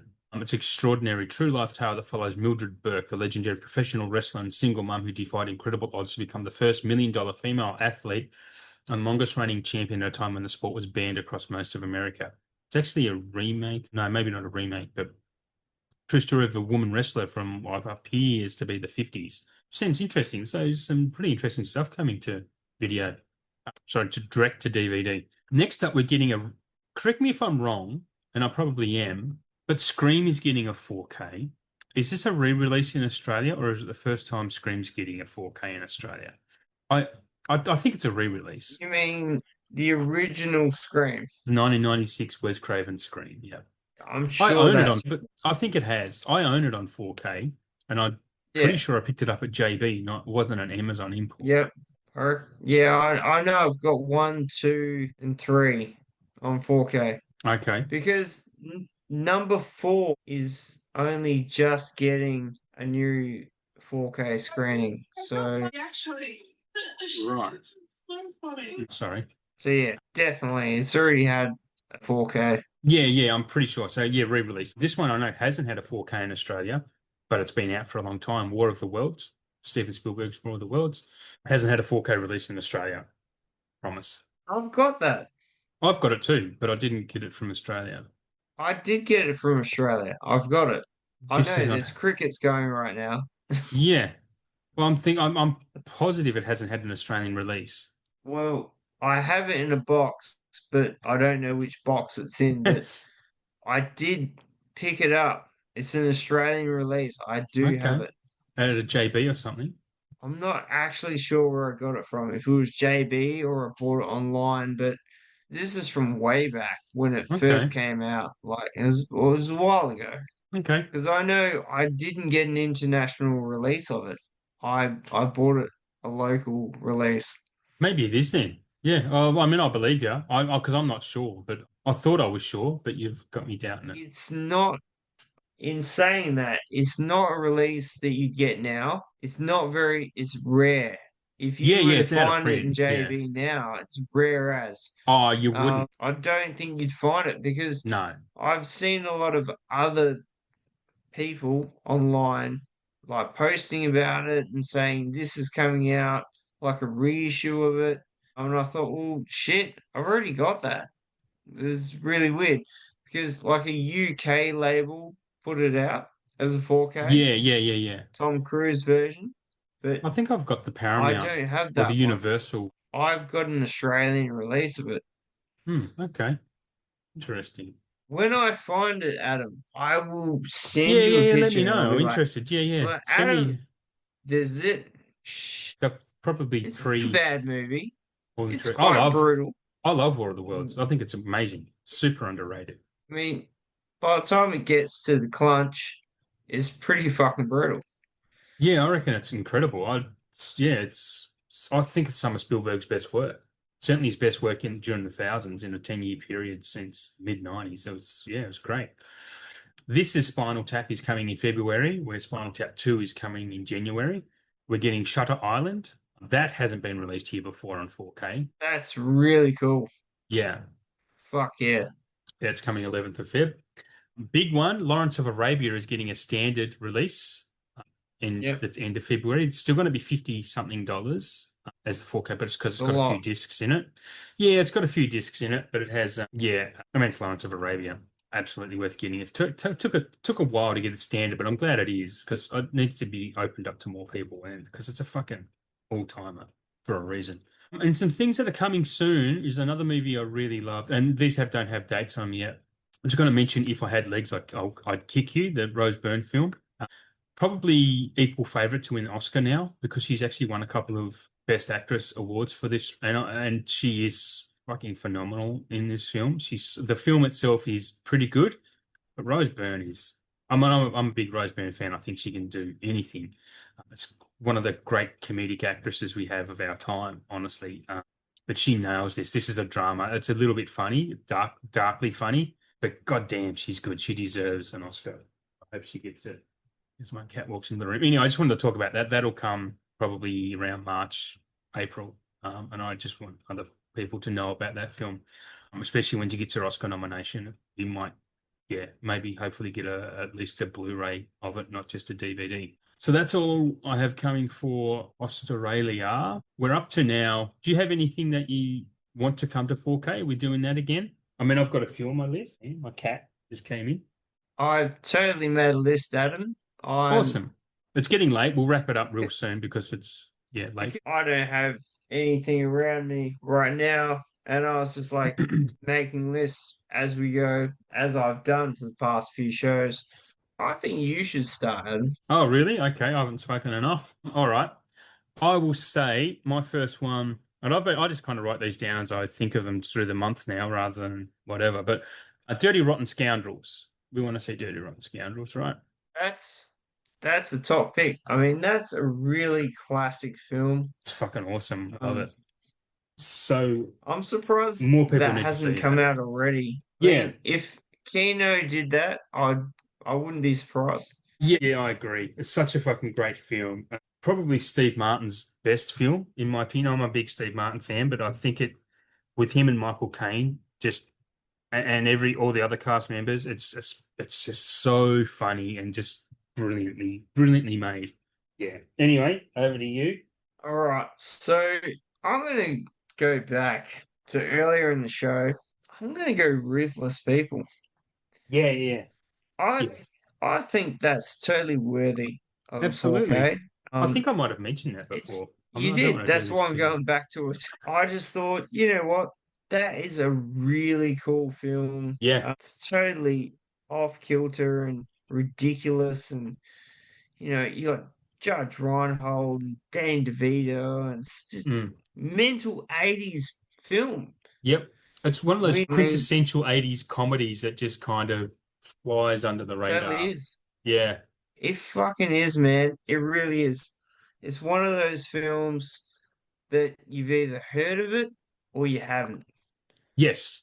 And if you And if you haven't, you haven't, need to. you need to hear about it. Yes. Yeah. I'm glad it's got some fans because I love those type of movies.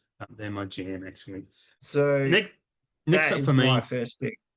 it's a good first pick. Next one for me, something I'm amazed no one, I've never seen anyone talk about it or ask about it, is 9.5 weeks. Nine and a half. Mickey Rourke, Kim Basinger, the sexy thriller. I'm sweating just thinking about it. Yeah, I Right. mean, absolutely right. Is like it's like the ultimate video nasty of the 80s. Like it really is. Like I swear, films like that came out and they'd have two different versions of uncut and just an M-rated version.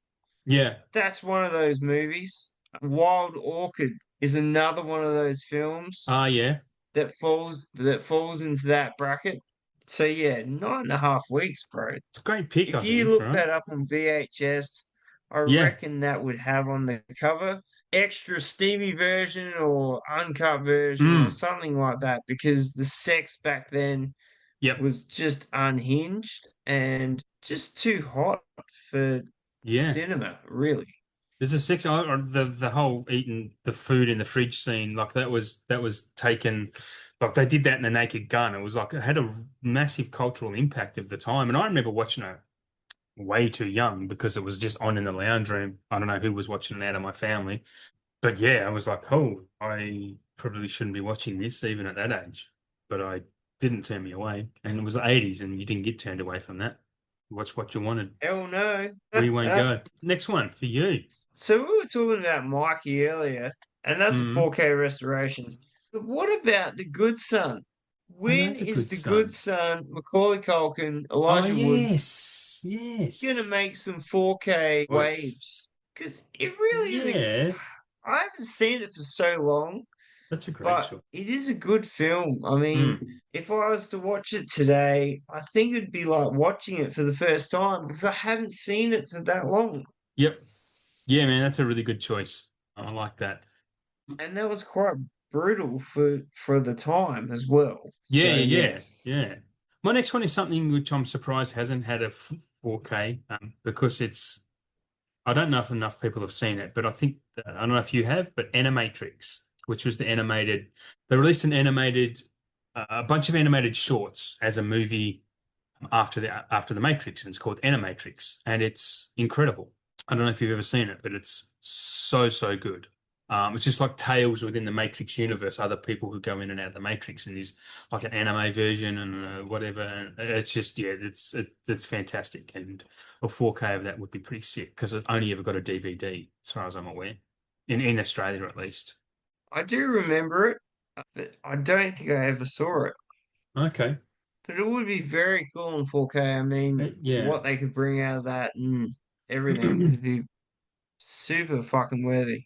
Yeah, look, I think honestly, I think the Matrix could be good as a TV series, at least a limited series, because there are so many different worlds they could explore within that. Like other people who go into the Matrix, it doesn't just have to be, there's a lot of people that have escaped, have been untethered. So anyway, different thoughts.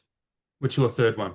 Well, this is one that uh, I doubt you would have seen, but if Mike's listening, he may have seen it. It's called Brain Damage. Oh yeah, yeah. I've heard of brain damage. So basically, brain damage is about this dude who has an alien life form Yeah. that sort of plugs into the back of his fucking brain and Yes. generates incredible hallucinations. But within this parameter, this alien life form is killing things around him. Yeah. it's a really fucking cool movie, I saw something and it about this looks recently, I'm sure, or I listened to a podcast where they were and it talking would look about it. fucking sick in 4K because there's a lot Yeah. of different colors and detail that they could fucking rip out of it. Yeah, I kind of want to watch this. Good choice. Definitely Uh, worth checking out. mm. I haven't seen it for a long time. I did own it many, many years ago, and that was an Arrow release as well. Oh, was it? Yeah, Interesting. so Yeah. Well, well worth tracking down. my next one is twins, DeVito and Schwarzenegger. And I've got a theory as to why we've never got one and why we may never get one. Because if you guys have heard the story, my headphones are dying, but if you guys have heard the story that DeVito and Schwarzenegger basically did the movie for nothing, but they got a lot of back end. So they made the most money they ever made in their career was from that movie because of basically the post market. They got points from the box office and plus the physical media sales. So I don't know that Twins will get a 4K release because most of the money will probably go to DeVito and Schwarzenegger rather than the studio. So no one will probably want to release it because they're not going to make money from it. They won't release it. So I don't think we'll ever see it, but and I think that's the reason why. But I'd love to have it. I think it'd be amazing. Twins is a classic. It really is. Mm. That's actually another film that I saw at the drive-in Oh, okay. many, many, many years ago. I mean, I haven't seen it in a long time, but I know, it's just a such heartfelt, warm family film. It's Yeah, just fucking it's awesome. just fun. Yeah. Even to get that on Blu-ray, that would be cool. I mean, Yes, I have a DVD of it, but yeah.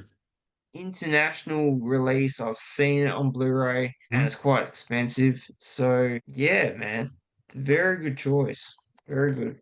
My next choice is Flight of the Intruder. Light of the Intruder. Totally random. I Can't know. say I I've heard get of it. it. I've never heard of it. I do love Danny Glover and I do Ah. like flying airplane films and war, and this one just ticks. Oh, John Milius. It's a John Milius film. Wow. This is super hard to get on Blu-ray alone, I reckon. let alone anything else. So if this did come out in 4K, I think it would be a game changer. Like Yeah. Well, it's it's Danny Glover, it's Willem to buy it Dafoe, on any sort of format, really. Tom Sizemore, just looking at Rosanna Arquette, It's um, got some really Dan good people Florek, in it. Ving Rhames. Mm, Must be Baby yeah. Ving And Rhames. Baby Ving Rhames. Yeah, Baby Yes, Ving. absolutely. Baby Cool. Ving. Good choice. My last one, I've got a few to choose from, but I'm going to say the Hudsucker Proxy Coen Brothers film. I just want to see all more Coen Brothers in 4K, to be perfectly honest. But Hudsucker Proxy is one of my favorites of theirs. It's so great. Tim Robbins and just their normal cast of amazing character actors. It's just whip crack, smart, funny. Jennifer Jason Leigh is in it too, and she's brilliant. I'm not sure if you've ever seen it, but if you haven't, try and hunt it down somewhere because it's an incredible film. I think I saw it a very, very long time ago when Mhm. I was younger. Yeah, I wouldn't remember it though. So definitely one to revisit. definitely. It's holds up so well. Tim Robbins is actually one of my all-time favorite actors, and he's great in this as well. So yeah, let's just lay that out there. And what's your last one before my batteries run flat? So my last one is Ghost World. I've talked about this Oh film yeah, yeah. before. Heard it goes well. Thora Birch, Steve Buscemi, Scarlett Johansson in a very, very, Wow. very early role for The her. 2001 film. Criterion did this. They put it out. There Did was only they? a Blu-ray with a 4K restoration, mind Ah, you. So very good chance they may redo it in a 4K UHD. They may not. I fucking love this movie. Very hmm. gutted that they actually played it at a cinema in Adelaide 6 weeks ago in this double seat boutique sort of thing. I really wanted to go, but if you didn't take someone, you had to pay the full price, which was about $40. Wow. But I fucking love this movie. There's so much awesome panache going for it. It's very old school. It's very stupid. It's very real. If you Yeah. haven't seen it, I, you totally need to see I it. do. I need to add it to the Um, list. It's a you 7.3. That's a really high rating on IMDb. it's it's worth every number in that score. So it's got a very art house vibe about it, but at the same Mhm. time, it's just very black humor as well and Yeah, yeah. dramatic and everything. It's worth seeing, man. Yeah, yeah. Well, I'm gonna add it to the list. Just remind me because I want to check it out. It looks good. So that's totally my last pick. I'm surprised I haven't picked it already. Maybe I have. I don't know.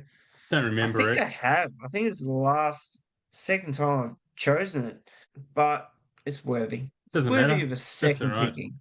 That's all right. No one remembers. I think this is wrap up time, right? I reckon, man.